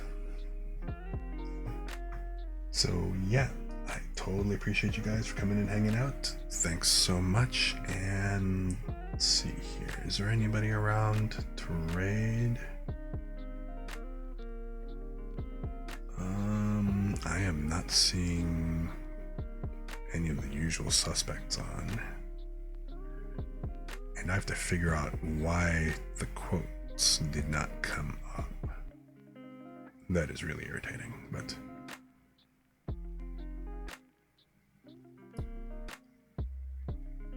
Okay, I am not really seeing anybody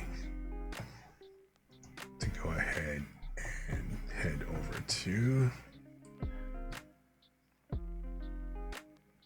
Again, got this good vibe going. I don't really want to just kind of kill the vibe, you know what I mean?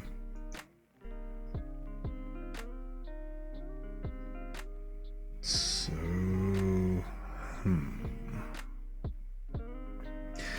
I guess we're just gonna go ahead and head it off here.